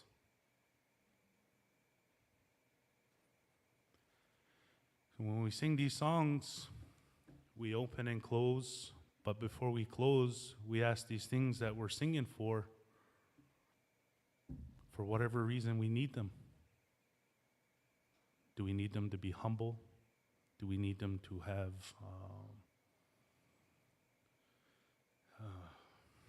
I'm lost for words, but do we need them to help us?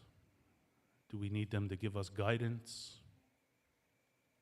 What are we asking for?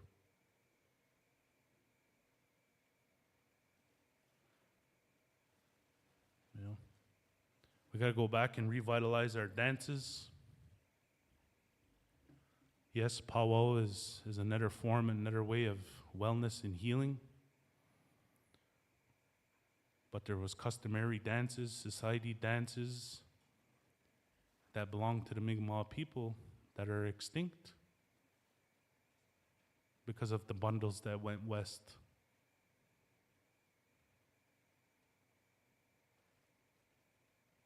Food.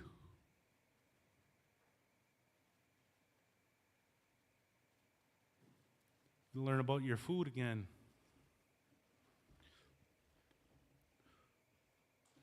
You know, and get out of that mindset of 40 days of Lent and Fish Fridays, because that's another component of religion.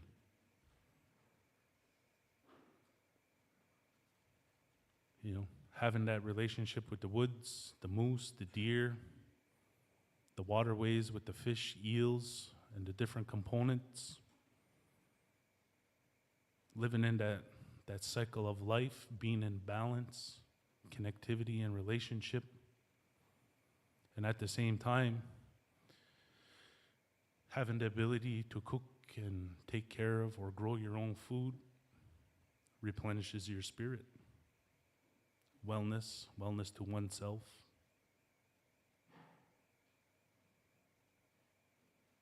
And we go back to the games, Walt, Des, and whatever else we had.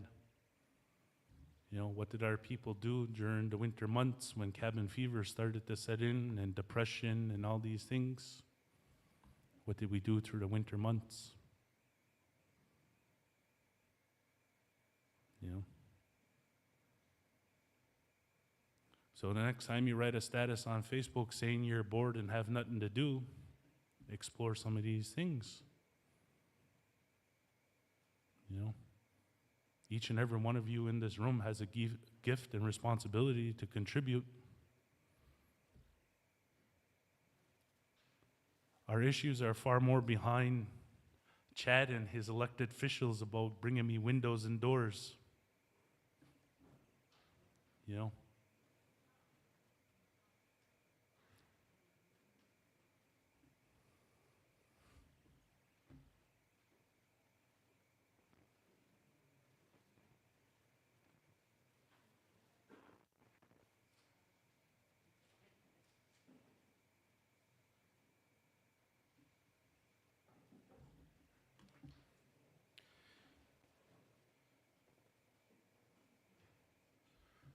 Well, I hate to be the guy that was put on at 11 till lunch, because I know a lot of people are hungry and it's lunchtime. So I just want to wrap up on the spirituality and, you know, plant the seed of different avenues for you to explore, and that kind of eliminates that mindset of, well, I can't participate and I can't do this and I'm not welcomed. Get familiar with learning the smudge. Venture out through different communities, different territories to learn about cycles of ceremonies, learn and obtain the teachings and responsibilities of being a feather carrier or having, the experience to look at different birds and understand them. Most importantly, reconnecting with yourself, reconnecting with community. And they save the best for last, and to restore yourself, replenish yourself, take care of yourself, because nobody else is going to take care of you. So I'd like to thank the directors and community of this wellness event for having me, and it was a great pleasure to be back in my home community to share the little bit of knowledge that I have obtained in my travels. So thank you.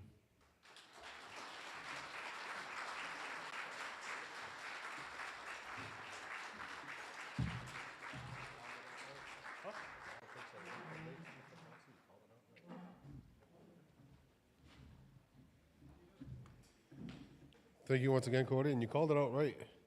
Politics is not about giving away windows and doors and everything like that. There's more serious issues that's happening. Yeah, Sandy. That was a good one, but it's true though. If you elect an individual to come in because you want to get a job, or if you want to get a place, or you want to get a window, you want to get a door, but then you complain about the individual afterwards because our chief of council is not doing good and all that, then vote for someone that, in a way that that helps the entire community. It's more than that. There's government issues we got to tackle and stuff like that. And an election should be about who you believe in. To bring our ways. On that note, Cody, you're awesome. It was a good presentation. It was very touching. Yeah, it touches close, and it's true. We talk about decolonizing. To do that, you got to change the way you speak, the way you see, and the way you think. That's what's important. Never forget the ways of our ancestors, because that's who we are as an identity and who we are as Mi'kmaq people. Never forget that. We're from the Mi'kmaqi, Turtle Island. So I believe our lunch is ready. On the menu, we have chili, for those who like chili. Am I talking too much right now? No? Okay. And, but Miss Jean, we're going to make some sandwiches for you because I know you don't want chili. So we'll check in the back what's happening. And, yeah. What's that?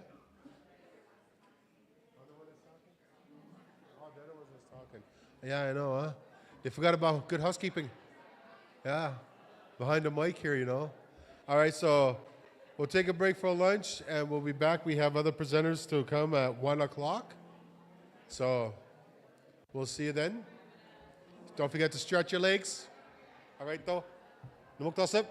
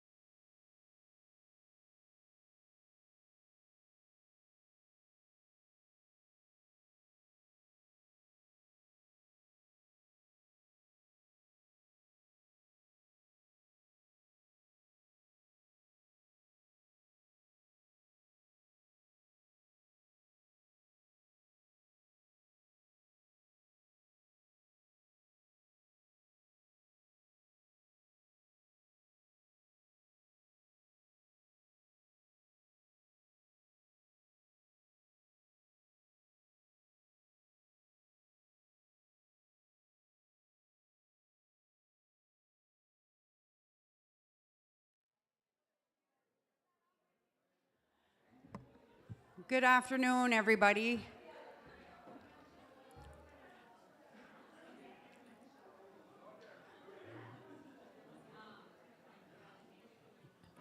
Good afternoon. We're going to reconvene and wrap up our afternoon for the LWRI. I'm stepping in for Chad. He's not here at the moment, but he'll be back there shortly. So in the meantime, we have on the agenda, as you all see, education is up next to present, although we've switched it up a little.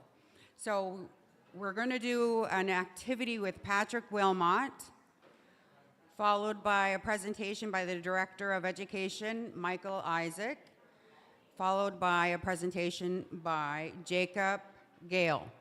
So I guess we'll see. Oh, Patrick's telling me that he wants people over there in the center. Do you need the mic, Pat? No, I don't think so. Oh, no, I don't think so either. Few housekeeping rules before we get up and move around. As you all know, we have a sacred fire keeper out back. I think he's put his last log on. And as we learned this morning, those ashes are now medicine. So we really encourage you to go out there and leave your tobacco ties, your prayers, and say some good thoughts for a really great year coming up. Second thing was what, Tara? I can't remember now.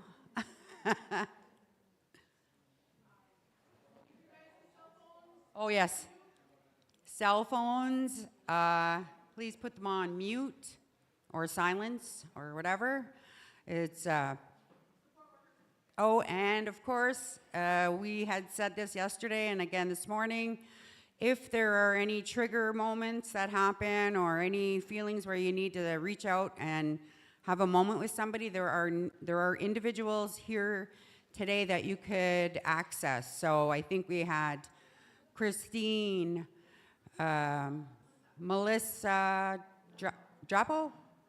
Lavoie, Melissa Lavoie. I think I said Christine.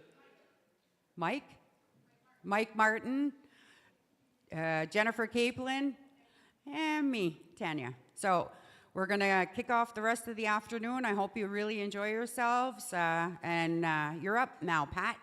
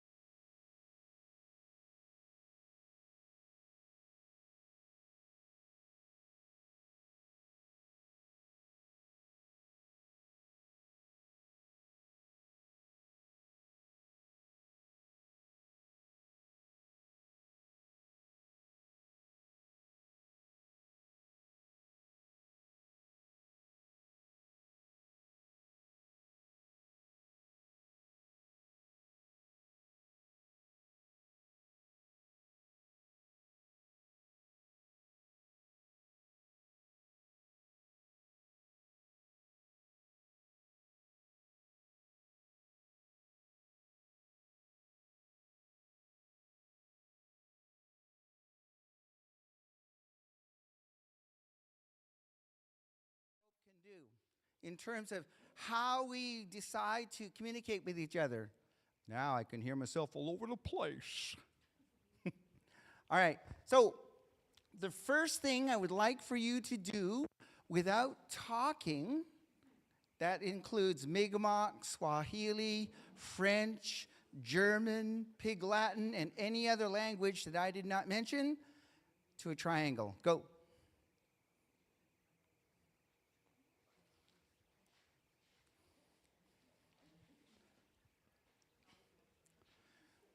Ropes forming well. Here we go. We still have a modified circle as it come around. Someone is say, okay, they're pointing and it's going on and smiling. Everyone's like, do this, to do that. And I say, okay. Oh my goodness. I think we're there. That's pretty cool. That's not very complicated, is it? But yet we took different ways to figure out how to make what we needed to make. Some people started pulling a little bit. Other people started gesturing with their phalanges or arms. These are phalanges. Let's try something a little more difficult. A house with a roof on it. So that means a square and a triangle. And I don't want an imaginary line that comes across to say, see, we got it. I want the actual line all the way across. Go.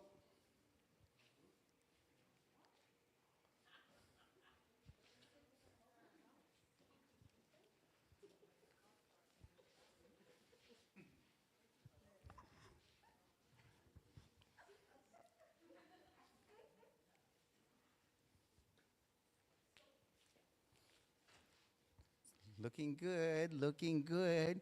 For those who are in the, whatchamacallit, this is live. I'm not sure if they're seeing what's happening, but they're actually, it's so close, I could order pizza. And the truth of the matter is, as long as you have the triangle, right, which is good, I didn't say that the triangle had to go to the corners, did I? All right? So, it's good, hey, it's great if you had a parent-child situation where, hey, I get to talk, they get to listen. All right, here's the next one. J5. J5. Make me a J and a 5. There's no J in bingo. A J5. I'm just being mindful of my time.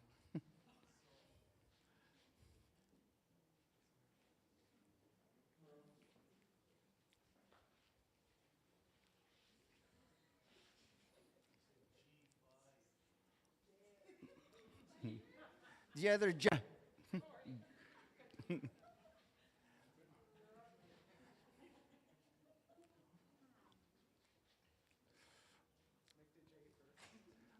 Okay, we make J first. Let me go under here, please.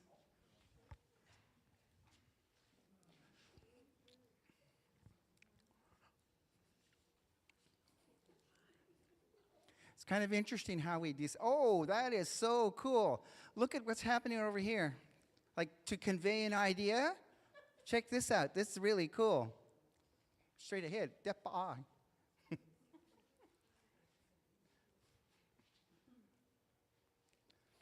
No one ever said you couldn't do that to communicate to people. That's real cool. When you believe you have your J5, all you have to do collectively is that. Stomp your feet once, but not independently.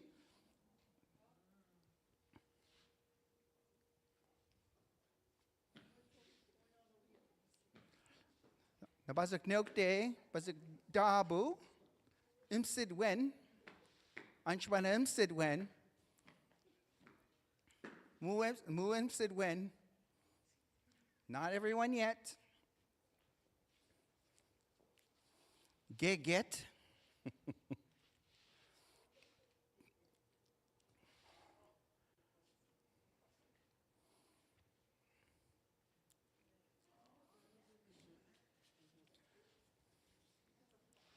Cool. So for me, when I see you do your thing, I think about all the organizations that are a part of what we do, And we all need to begin to think about, how do we go about doing this as a collective? And how do we go about listening to everyone's ideas in order to move forward? To me, that's super special. Last one will be a first circle.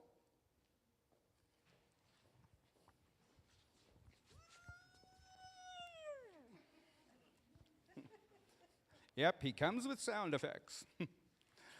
Last one is, you know where you get an application form? Yes. I like talking to myself. On that form, you're either filling this out for yourself or for someone else. But usually on the form, they ask you to put an X in the box. I'm looking for a box with an X inside it. Not a teeny tiny one, but the actual size of whatever square you end up making. Go. Nige.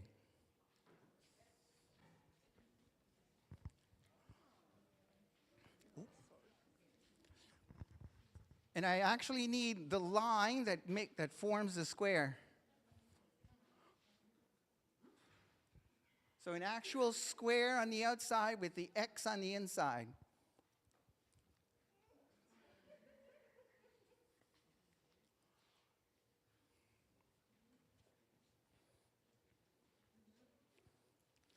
And again, when you have it, you just, but look, I can walk through this square here. Just slight adjustment.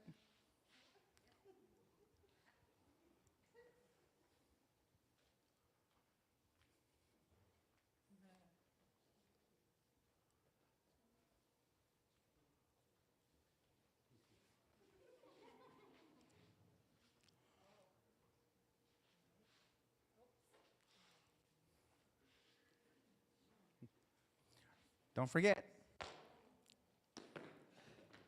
Not quite there yet. Well, as in, you're stomping as though you just made popcorn, as opposed to one rock going in the air and hitting the water.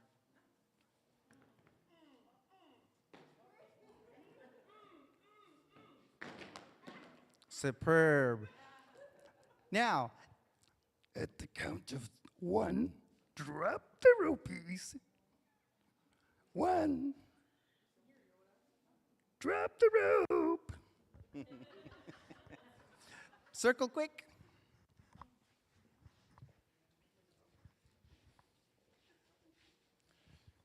So my time is basically up, but for me, in this short period of time, it's a real neat way to explore what communication actually looks like, literally and figuratively. Thank you.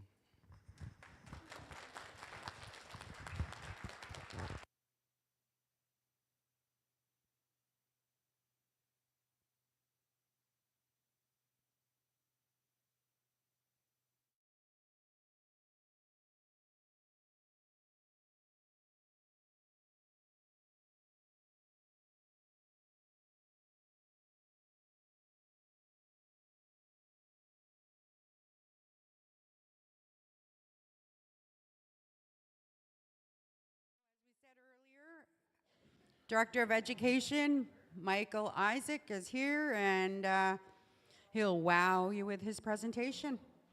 Thank you. Welcome, Mike.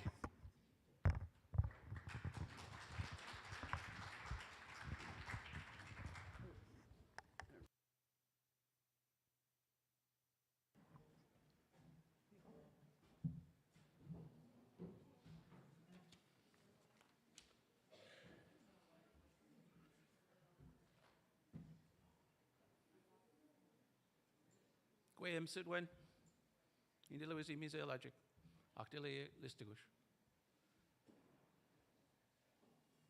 Director of Education, a big responsibility.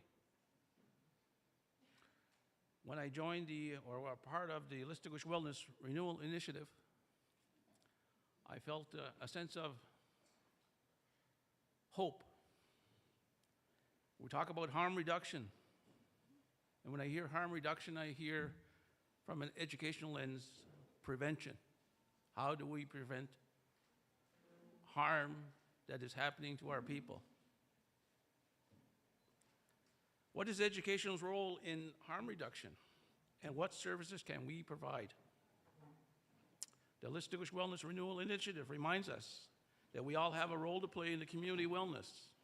Families, community members, all the directorates under the LMG, and including Chief and Council. We've heard many speakers in the past 2 days speak about responsibility, our individual responsibilities, our community responsibilities. Education has a responsibility also, as does everyone in the community, to help support wellness. AGS, it's our house. When somebody comes to your house, how would you like them to be treated? With dignity? With respect? How would you like them to leave your home? With a sense of pride? With a sense of support? This is what we need to do. AGS is our house. We can control the learning environment. We can build positive routines that allow students to become their own unique success stories. Our identity has been shattered and has been presented by a number of people in the past 2 days to the various traumas that we've experienced throughout history. We need to claim and reclaim that identity. Who are we? When Gil, and where are you from?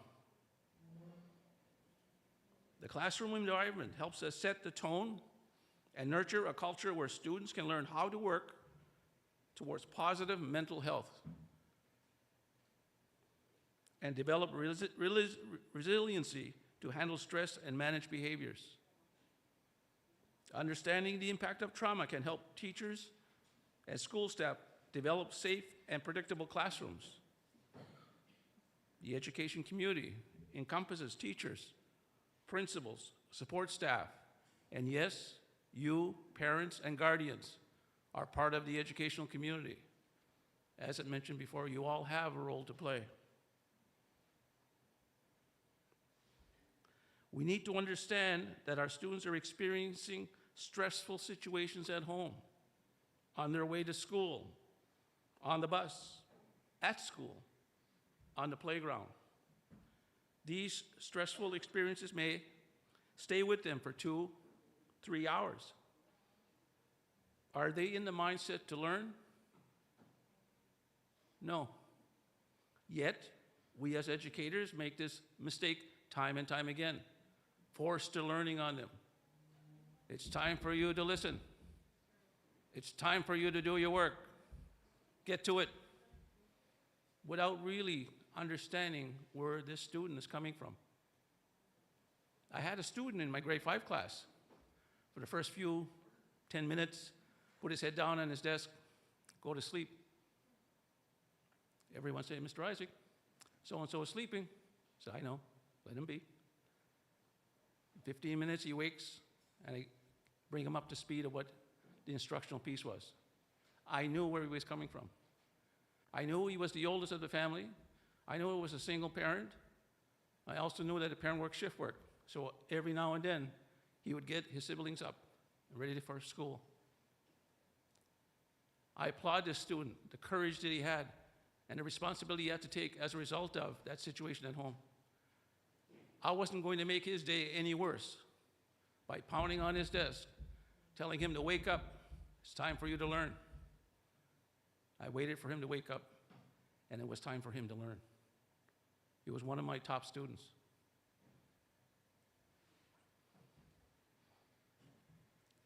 Every year, we must establish a school, a classroom with expectations, routines, predictable structure, and steps towards creating a learning community in which all students become proficient in desired outcomes, including both behavioral and academics. We've heard this term throughout the past 2 days, trauma, and every one of you have experienced trauma. The definition I've come up with here is an exceptional experience in which powerful and dangerous events overwhelm a person's capacity to cope. Some of our students may be experiencing small numbers of traumatic situations, and this can develop into what is called toxic stress, like the Chinese water torture or any water torture. 1 drop on the forehead, 2 drops on the forehead, 300 drops on the forehead. The first few, painless. When it reaches to the point where it's painless, it's only a drop of water. But it hurts. And a lot of our students are experiencing that. Small bursts of stress in various locations. I took a questionnaire from a book called Trauma Sensitive Instruction. 10 questions. And I'm sure I'll share some of these questions for you, and you reflect on you down or humiliate you. Act in a way that makes you afraid that you might be physically hurt. Did a parent or other adult in the household often push, grab, slap, or throw something at you? Ever hit you so hard that it made marks? Did an adult or a person at least 5 years older than you touch you or fondle you in a way that was inappropriate? Did you often feel that no one in your family loved you or thought you were not important? Did you often feel that you didn't have enough to eat? Your parents were too drunk or too high? Was your mother or stepmother often pushed, grabbed, slapped, and sometimes thrown objects at her repeatedly? Did you live with anyone who was a problem drinker or an alcoholic? Was a household member depressed or mentally ill, or did the household member attempt suicide? 10 questions. I answered yes to 7. I shared that with another member in the audience, and he answered 10. If we could only reflect a moment of what we've experienced in our lifetime and the impact it has had on us. It was mentioned yesterday by the Listuguj Police Department that violence, sexual violence, physical violence, are all drug related. It went from 2022, 35 incidents, to 2023 to 65. It doubled in 1 year. So do we have a problem? Do we have a problem? Yes, we do. A big one. Mr. Martin mentioned the elephant in the room. I often use that analogy also. The elephant is in the room. We can no longer ignore it. We need to acknowledge it so we can address it. We've all experienced trauma, as mentioned by other speakers in the past 2 days, and we've handled it in very poor ways, as they all professed. We need to understand the root problem and begin to set place healthy solutions. Time has come to stop talking and let's do something. As mentioned earlier by Mr. Martin, it's time that we as individuals do something. It starts with us, then it starts with family, then it starts with community, and then we go for the nation.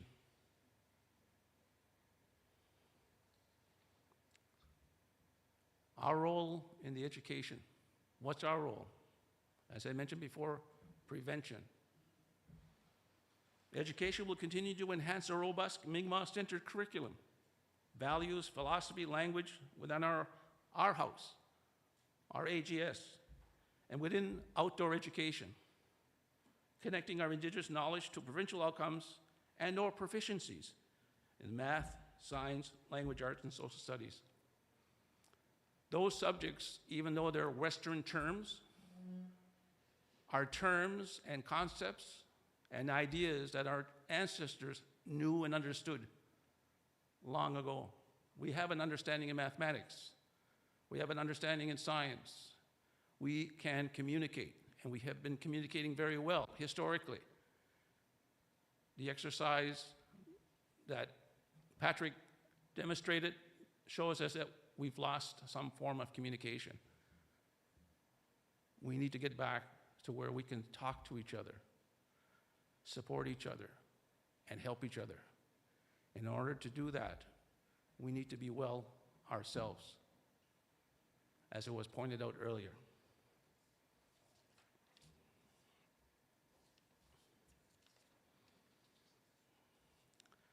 As we weave both Indigenous and Western knowledge into our curriculum, this will allow to create a strong sense of identity, thereby understanding our contributions throughout history within Mi'kma'ki.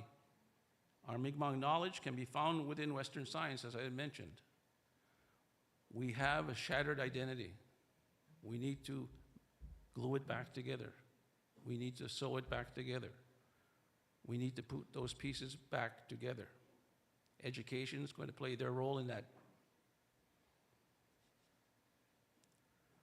This focus and approach to teaching our students will develop a student who is confident, culturally aware, active, engaged with a strong sense of their identity. Who are you? Wengil, where are you from? As they learn to apply Indigenous knowledge into the classrooms and throughout land-based teachings and experiences, they will become the positive role models for our next generations. As education and individuals within education integrate cultural knowledge, they will begin to honor the integrity of our Mi'kmaq traditional ways. When we talk about traditional and untraditional ways, it's not going back in time, living in the bush, even though, as mentioned, you should go into the woods more often, because that's where you're going to find peace, and that's where you're going to find balance. And that's going to a place where you can unpack all the troubles that you have. In the book, The Woods, the environment was our teaching, our schools. We learned much from there, from the animals, the plants, everything. We need to go back, as mentioned before by Mr. Martin. And by the way, Mr. Martin, I did acknowledge how powerful your presentation was, and I want to say it publicly, very powerful. This man had a lot of good things to say. Some of the things probably took you back. But if you reflect and be honest with yourself, you know what you need to do. As individuals, we know what we need to do. As community members, we know what we need to do. As representatives of directorates, and hopefully, and more importantly, our elected body, chief and council, need to know what they need to do in order to help Listuguj become well.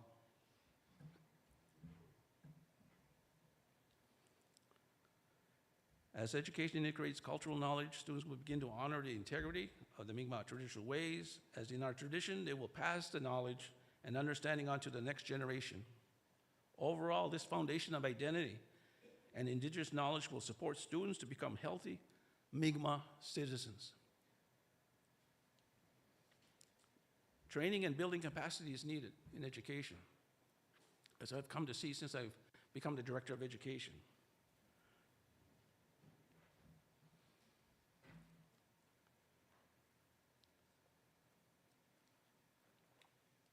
Besides indigenizing curriculum, focus will also be on training staff in trauma-informed approaches and solutions. Much like the example I had mentioned before, understanding your student so that you're going to ensure they're ready to learn and not shut them down. Cultural proficiency is going to be to better understand the 3 pillars for student success. It was mentioned before, one of the key things within Mi'kma'ki and one of the key things within our culture is relationship building. We've always wanted to know who you are, where you're from, who's your parents, not to be nosy, not to be, but to know how can I relate to you? How are you related to me? And how can we continue this relationship in dialogue and discussion? So relationship building is vitally important in education. Nobody wants to learn from somebody that doesn't treat them with dignity and respect. Content that's relevant.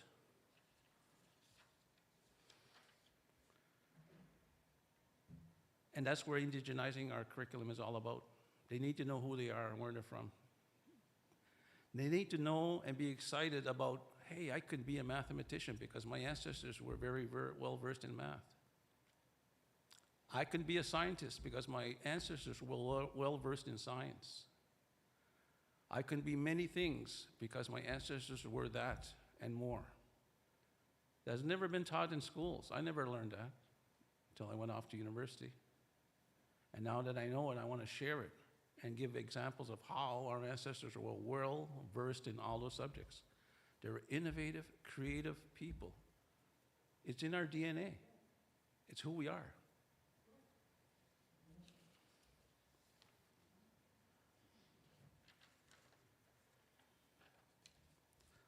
Pedagogy that supports student success. How do we instruct? What types of assessments do we use? Is important. We want to make sure we capture the learning of our students. So we may have to use Western assessments, but we also need to use our indigenous way of assessing knowledge attained for our students. And most unfortunately, and I don't know why, it could be for many variable reasons, we have a good number of special needs students, and we're going to have more in the coming years. Our focus, and my focus, and goal will be to provide workshops for our support staff and to the Jordan principal staff who work with our students at AGS and at Sugarloaf Senior High School, providing these support people with skills, knowledge, and understanding on how best to provide support for our students, because every student deserves an education. I had an argument one time with another teacher, actually it was another administrator, telling them that students with special needs, students with learning disabilities are very capable. And he disagreed with me. I met a gentleman who had a severe form of Tourette's, where every other word was F, and he swore it uncontrollably. When he went to school, his parents were told he needs to go to a special school. He can't go to this school. Parents said, no, he's going to a regular school. We're going to provide him with every support necessary for him to fit into the school, complete his education. He finished his school, he graduated, went off to university, got his degree in science, went off to get his doctorate degree. His doctorate degree is in neuroscience. He wanted to know why his brain was causing him to do that. So now he has a doctorate degree in neuroscience and he's still studying. Why is that happening? Now, he did get a lot of good support from his family, and sometimes family members have difficulty in providing support for their students who are requiring special needs. But that's a good example of who are we in the educational system? Who are we as teachers?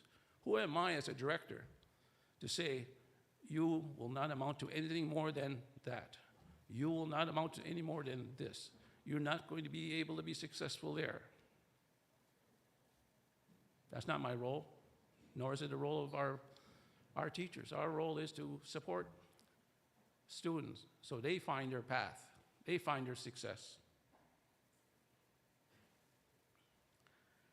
Coming home, I was excited that, one, I was successful for this position. I've been wanting this position for quite some time. Not that I have all the answers, and I never claim to have all the answers, but I have some experiences that I like to share. I have a number of things I like to demonstrate to staff. Say, well, did you try this? How about that? That might work. Maybe a different approach.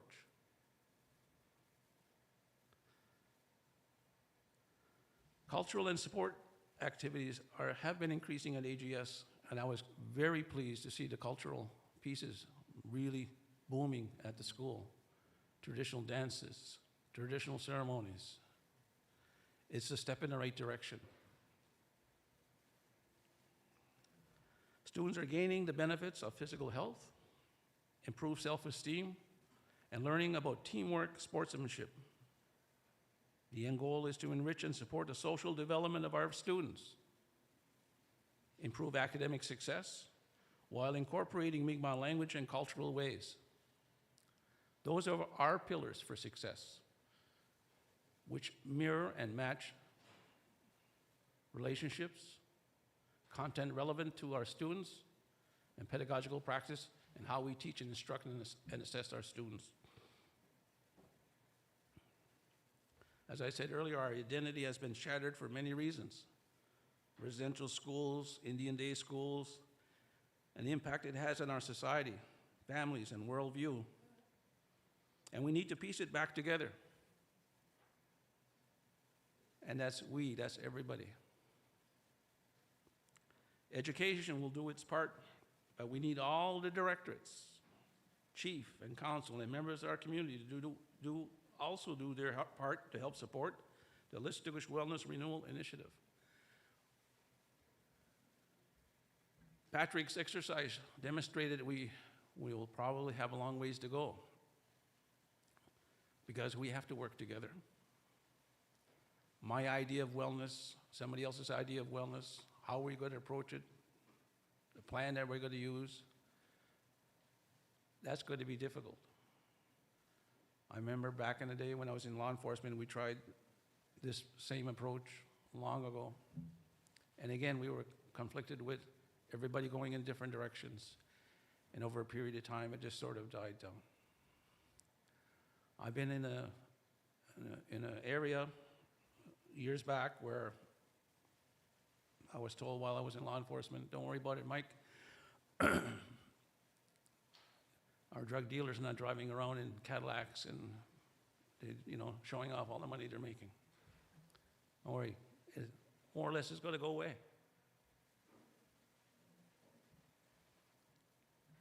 It's actually gotten worse. Why? Because we fail to acknowledge the elephant in the room. We fail to understand our individual roles and responsibilities. When you're talking about colonialism and the idea that we want to do good by ourselves and our family, we've sort of adapted a lot of colonial ways. The almighty dollar. I want the best for me and my family. So that individual approach, when we're talking about culture, and Mi'kmaq culture, indigenous culture, it's never been about individuality. It's never been about the individual person. It's been about community. What's best for the community? And decisions were made based on that. What is best for the community? And in what capacity is it best? Why are we here? Why are we here? To heal. How are we going to heal? Support programs, support people who are trying to work towards wellness. Assess the situation. Cody had mentioned something that's very powerful, and is one of our teachings. Be honest. Be honest with yourself. Be honest with the situation. Be honest with what you need to do to create wellness. As I mentioned before, the Listuguj Wellness Renewal Initiative has given me hope for a promising future for our children and community. Let's do our part and set Listuguj, our home, onto a healing journey of wellness. Education is power. Power corrupts, and absolute power corrupts absolutely. Do you use your power to heal? Do you use your power to uplift? Or do you use your power to push people aside and push them down?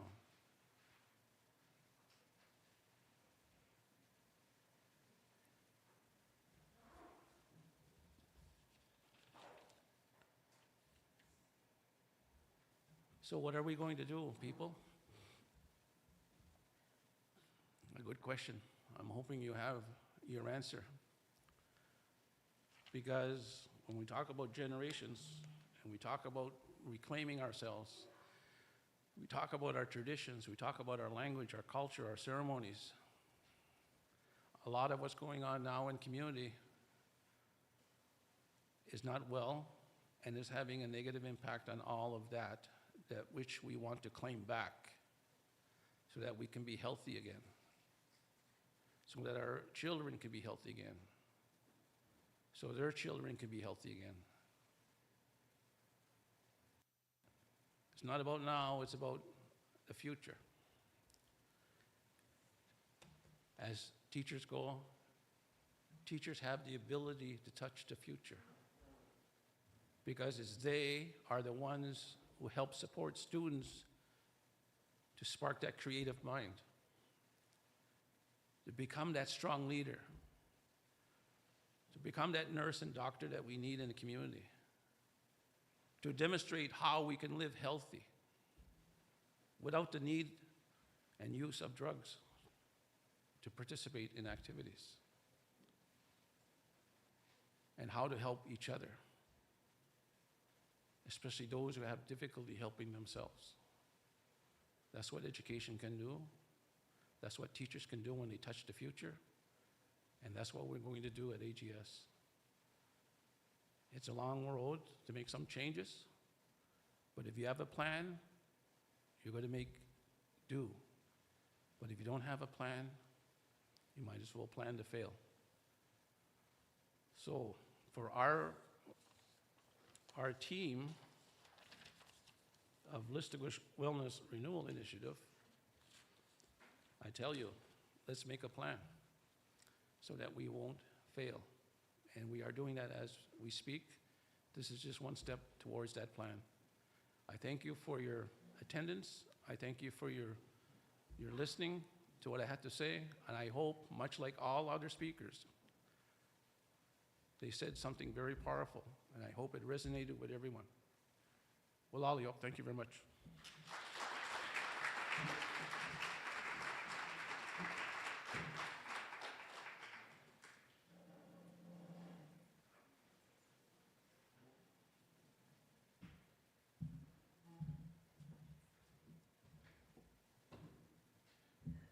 Hello, hello. Adolo Tio. How's everybody doing? Oh, yes. Some of you might be thinking, who's that guy up there? You might see me at the school doing activities, and Deluisi Jacob Gale. And my roots are from Unamagi, Cape Breton. And my partner is Lonnie Vicaire. And we moved here in 2020. And my role is a treaty education lead.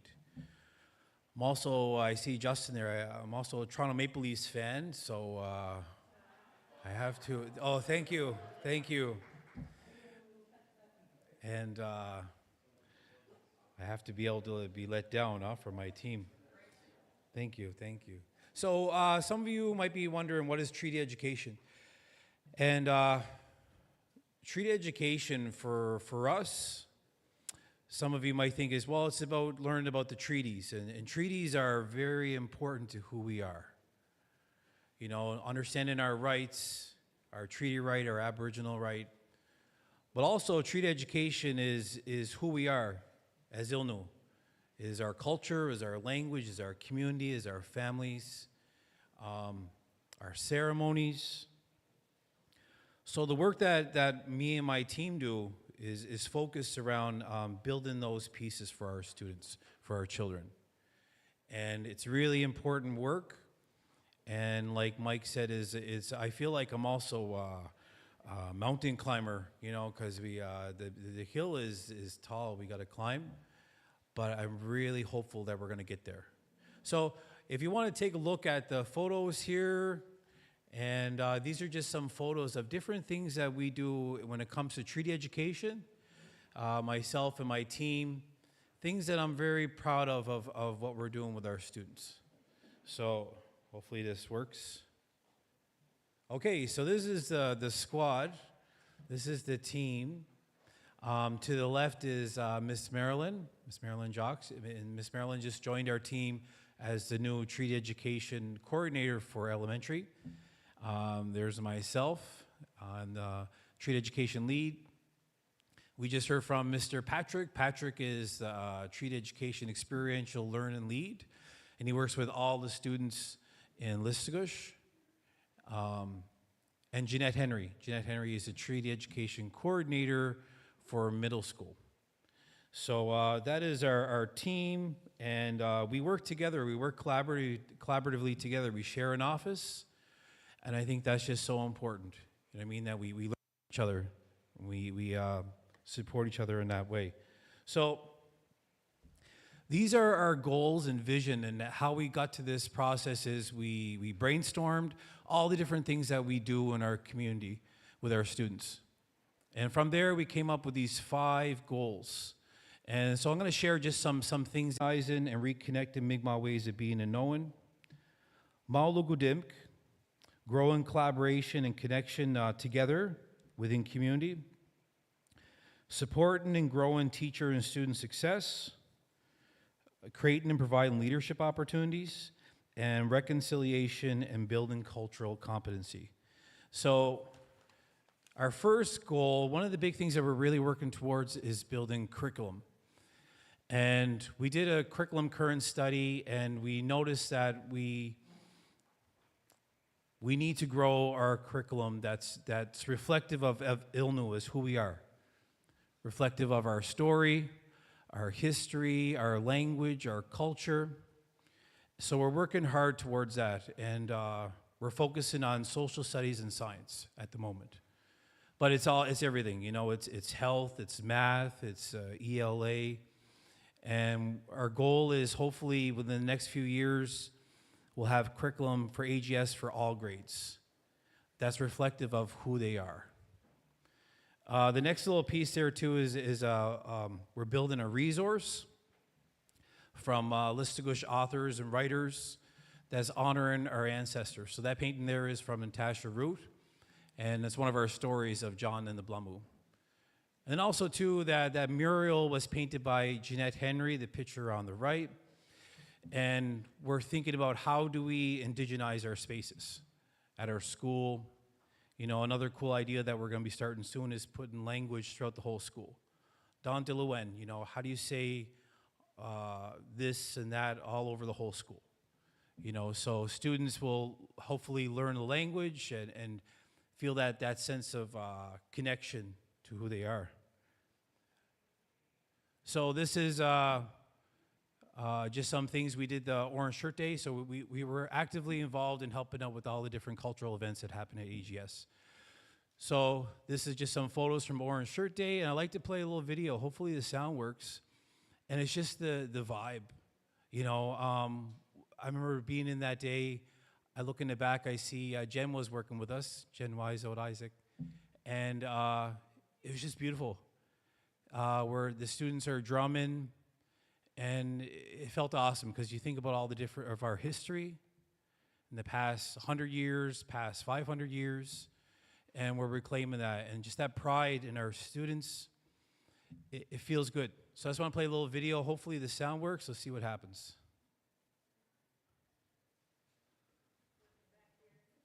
It's working back there?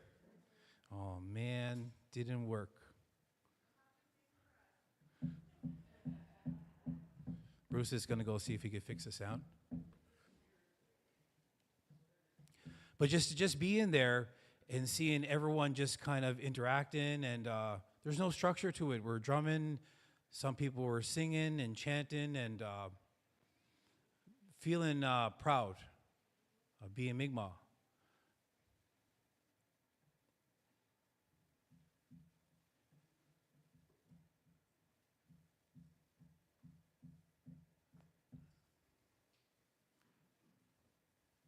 All right.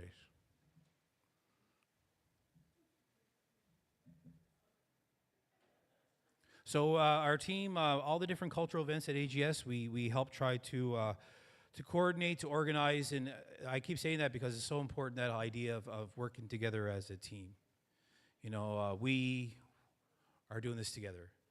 And just like that saying, it takes a village, and that's the message that we're hearing, is that we all need to work together for our students and for our community.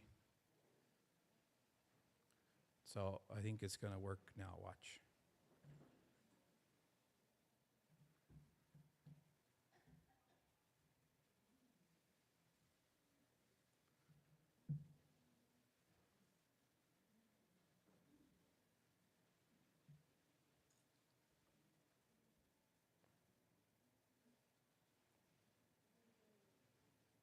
That's okay.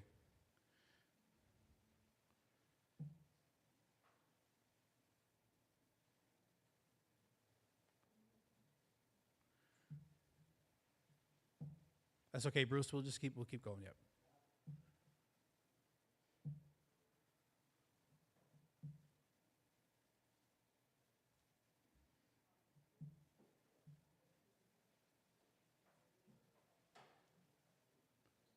Okay, so next up, we have, we also help out with the culture days at AGS. So we have, every season, we have culture day. And what's beautiful to see is that every culture day, there's more and more students dancing, more and more students proud to wear their regalia. And it's just really beautiful to see it grow. And like our first, on the left there, is Chase Wiseout and a Lily Wiseout. They were the ones who won a moose calling contest. So we had that at our culture day. And that was on your right, and on your left, the two students there are Kinsley and Mia, and they won Gojawak contest at our last culture day. And you know, it's just so cool to see that pride in our students, and it's growing, which is really cool. This is a little TikTok video that was from CBC of showing the students doing the moose calls.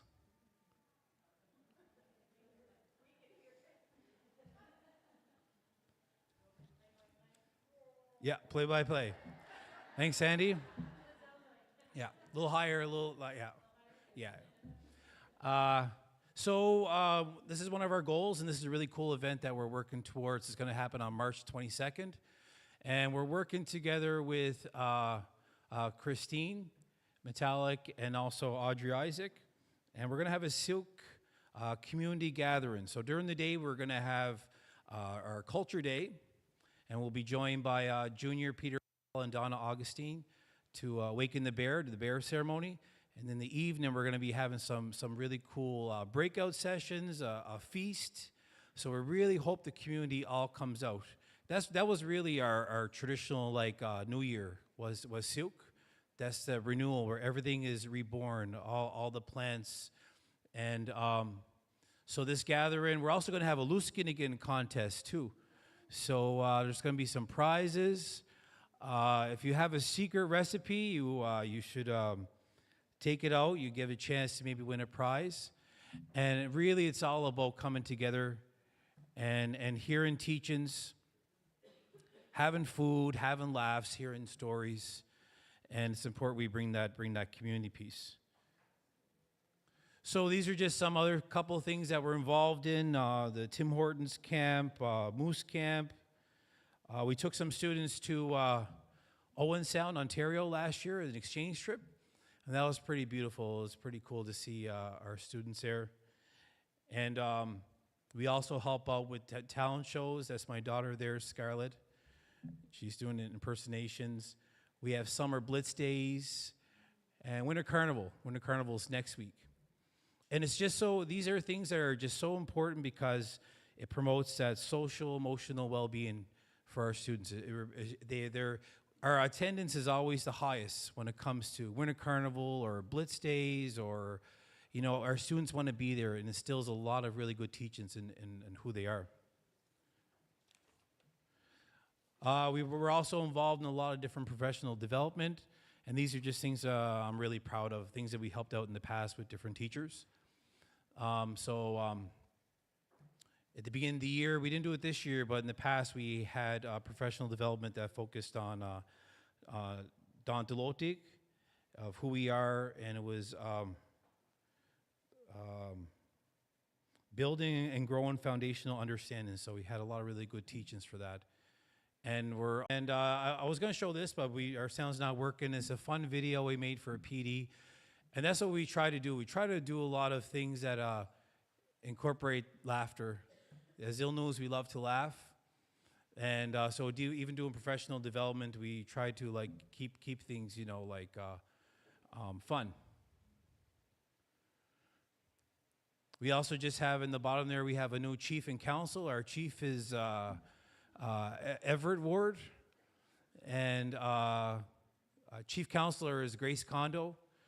And we want to come to the band office soon and maybe get them sworn in with the chief and council. And but it's about instilling a lot of leadership opportunities with them. And we also have Patrick there too, doing some leadership activities with the students. We're involved in doing working with even public schools, so doing reconciliation, and working with Paige and Patrick and promoting our culture of who we are. So those are just some things that we're doing with treaty education. We're new to this, and I really say that like that. We still have a long ways to go to get where we're going. And if anything, I'll end off with this quote. This is from the history song. And let us teach our young ones not to be ashamed by Indian ways. Let us be proud because we deserve how worthy our forefathers were. So our young ones will be brave. They will read and not be deceived. They will bring back what has been taken from us. If you know, I've heard a study that if you have a strong cultural identity, you'll have a strong academic identity. And if anything, we're trying to be champions for our youth and our students and instill that pride and love for our ways, our laws. You know, that's just one thing that's so important, is that we try to reconnect to those ways that we lived for thousands of years. Just respecting each other, listening to elders, hearing those stories. We really have to reconnect to that way. And I think we lost a lot of it through our phones, through COVID, and we really need to reconnect to our old ways, our ill-new ways. And so with my heart, I appreciate everyone. We'll continue this good work. And thank you for listening. Walio.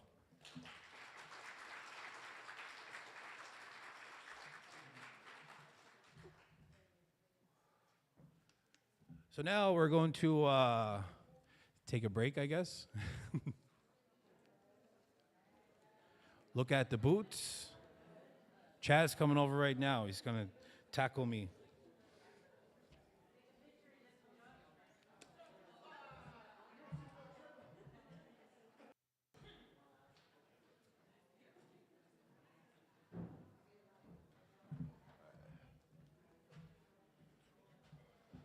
Well, Aliak Jacob, Ak Mike, thank you so much. I'm just gonna fix this. Hey, J-Dog's in the house. What's up, Justin? How you doing? Oh, this ain't good. She's wobbly. She's good for now. All right. So once again, thank you. These past 2 days have been was well needed. I'm very grateful that we went live on Facebook, because for those who could not attend, could see it. You could see the concerns. You could see what's happening. You could see that there are services, programs that are here that can help you for what you need, because always remember, you are worth it. You know, you are enough. We need you. We love you. And everyone in the room as well, too. We all love each other. We're all family. We're all friends. We're all Mi'kmaq. So now is a time that it's like a little breakout time kind of thing. So take advantage of the booths that we have around, the programs that are there. Grab your swag bag that's in the front. You know, grab a bag, go around, do a little free shopping. but it's also knowledge. You know, knowledge is power, knowledge. Pass it on, either use it yourself or to your families, to your friends. And also, too, in the back, there's a, I keep forgetting the name, naloxone? Naloxone, there you go. They're free. Grab one because you never know. What's up, Jesse? You never know what happens. So it's good to have one handy.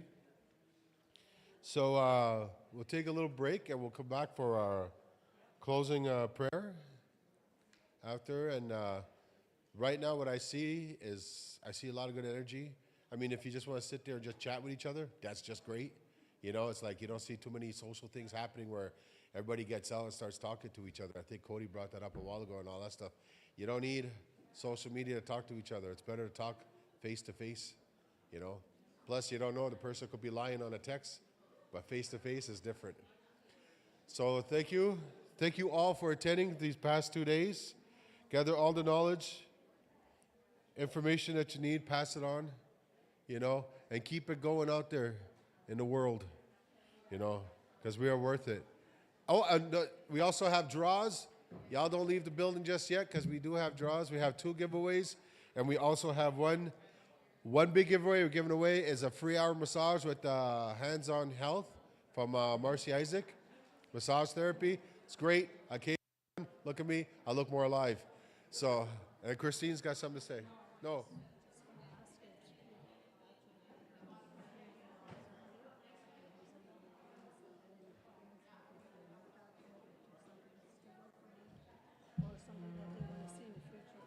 Okay.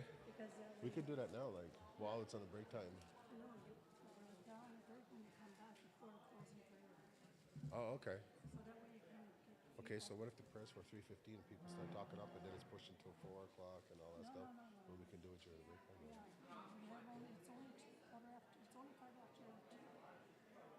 My God, okay. All right. So, we'll do. Okay. Yeah. I thought that's what the pamphlets are for. I thought that's what these are for. Pamphlets. Yeah. Okay. Perfect. And it goes out there too as well too. Okay. So we're gonna do is it on? Okay. So we're gonna yeah, okay, perfect. We're gonna do a draw now for one is for a food basket. And nothing in my hands, y'all see this? This is all numbers, the names are on the piece the sheet. All I do is has to pick a number. Number 66. Oh, 66. Ah, that brings back memories. Hey, Wendell? Back in the day, I'm bingo, huh? Yeah. Where you got a window? Oh. Vicky LeBlanc. Is she here? You have to be here to collect your prize. Where? Vicky. Oh, Vicky. Yeah, I was. You just won a basket. Woo! Way to go! All right. Ah, my God! I feel if I clamp. Okay, we're gonna do another draw for another basket. See, none in my hand. I'm gonna grab the top one. 53. G53. Justin. Jonathan Isaac. Jonathan Isaac. He's not here? He left? Okay. Okay, just gonna check. I know I seen Chalk in here a while ago. Where's that junior?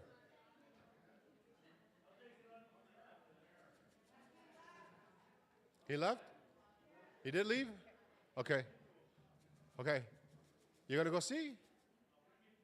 You'll bring it to him. Well, the rules are they had to be here. I know. Much love, yeah. Like that. All right. Okay, we're going to do another draw, T. Are you checking outside to see if he's there? Okay. I do have a number, but that's going to be for the hands-on health, depending if he's outside or not. Yeah, she's going to go check.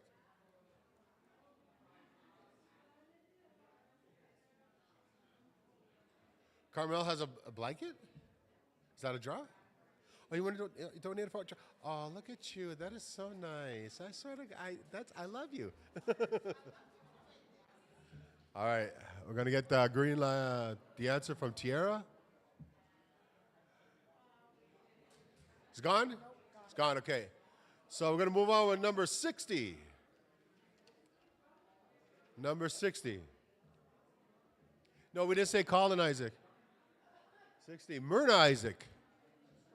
Myrna Isaac is gone. Oh. Okay, another number. 53. Yeah, I know. I like that one. Who said that? We already did that one. Why do you have two numbers in there like that?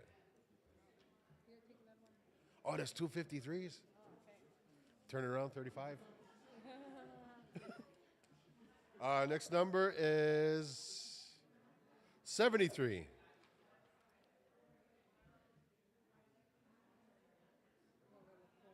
Laura LeClaire? Left? Oh, we're going to be here all day. Okay, hold on. Okay, let's do this fast. Okay, 79. Jacob Gale. He's got it. He was just here. Oh, there he is. Okay. See, when you sit down, I can't see you. When you stand up, you're like, hey, Jacob! Okay. Now, this is going to be for the hands-on health donated from Marcy Isaac. You got it. Massage? Yeah, it's massage therapy. You got to check this out. This is good. I just had it done. Look at me. I feel like young again. See a baby face. It's good. Number 4. We got number 4. Tyra Barnaby. Oh, she's gone. She left. Okay. All right. Next number 77.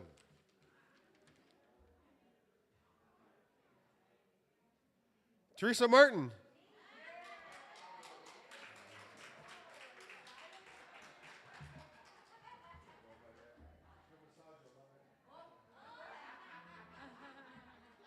It's not one of those Chinese ones. Okay, you want to do a draw as well, huh? Do you keep these, Lisa? Do you keep these numbers? No? Okay.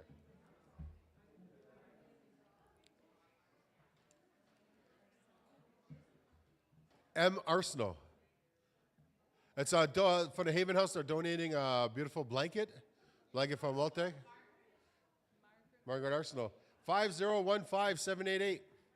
Margaret Arsenal. Yeah. I thought it was like Miss Arsenal. So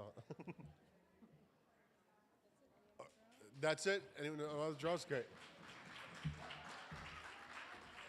What we're going to do is after the break, just to give you a heads up, after the break, what we're going to, before the closing prayer, if anyone would like to come up and share something or express what the community needs, what the need is and all that stuff, like what they would like to see. I know there was a questionnaire done, but if you want to express it as well too, you're free to. So I'll let you know when that's happening because it'll be on YouTube. Don't be shy. Just say hi, like I say. It'll be on YouTube, and the world, other communities will hear this as well too. It's not only raising awareness in our community, but being on YouTube, we're going to raise it everywhere else too. It's a big situation that's happening. Please wrap it up for online. Okay. I like that. Just the what? No more draws? Oh, yeah, there's no more draws. Yeah, there's no more draws. Oh, wait, there's one more? Mawiomi. Oh, no more draws for the broadcast. Okay. Yeah, okay. I got to like that then. So for the broadcast that's on YouTube, there's no more draws. That's done. But for in here, for whoever's in, what? Okay. Oh, all right then. So they want to.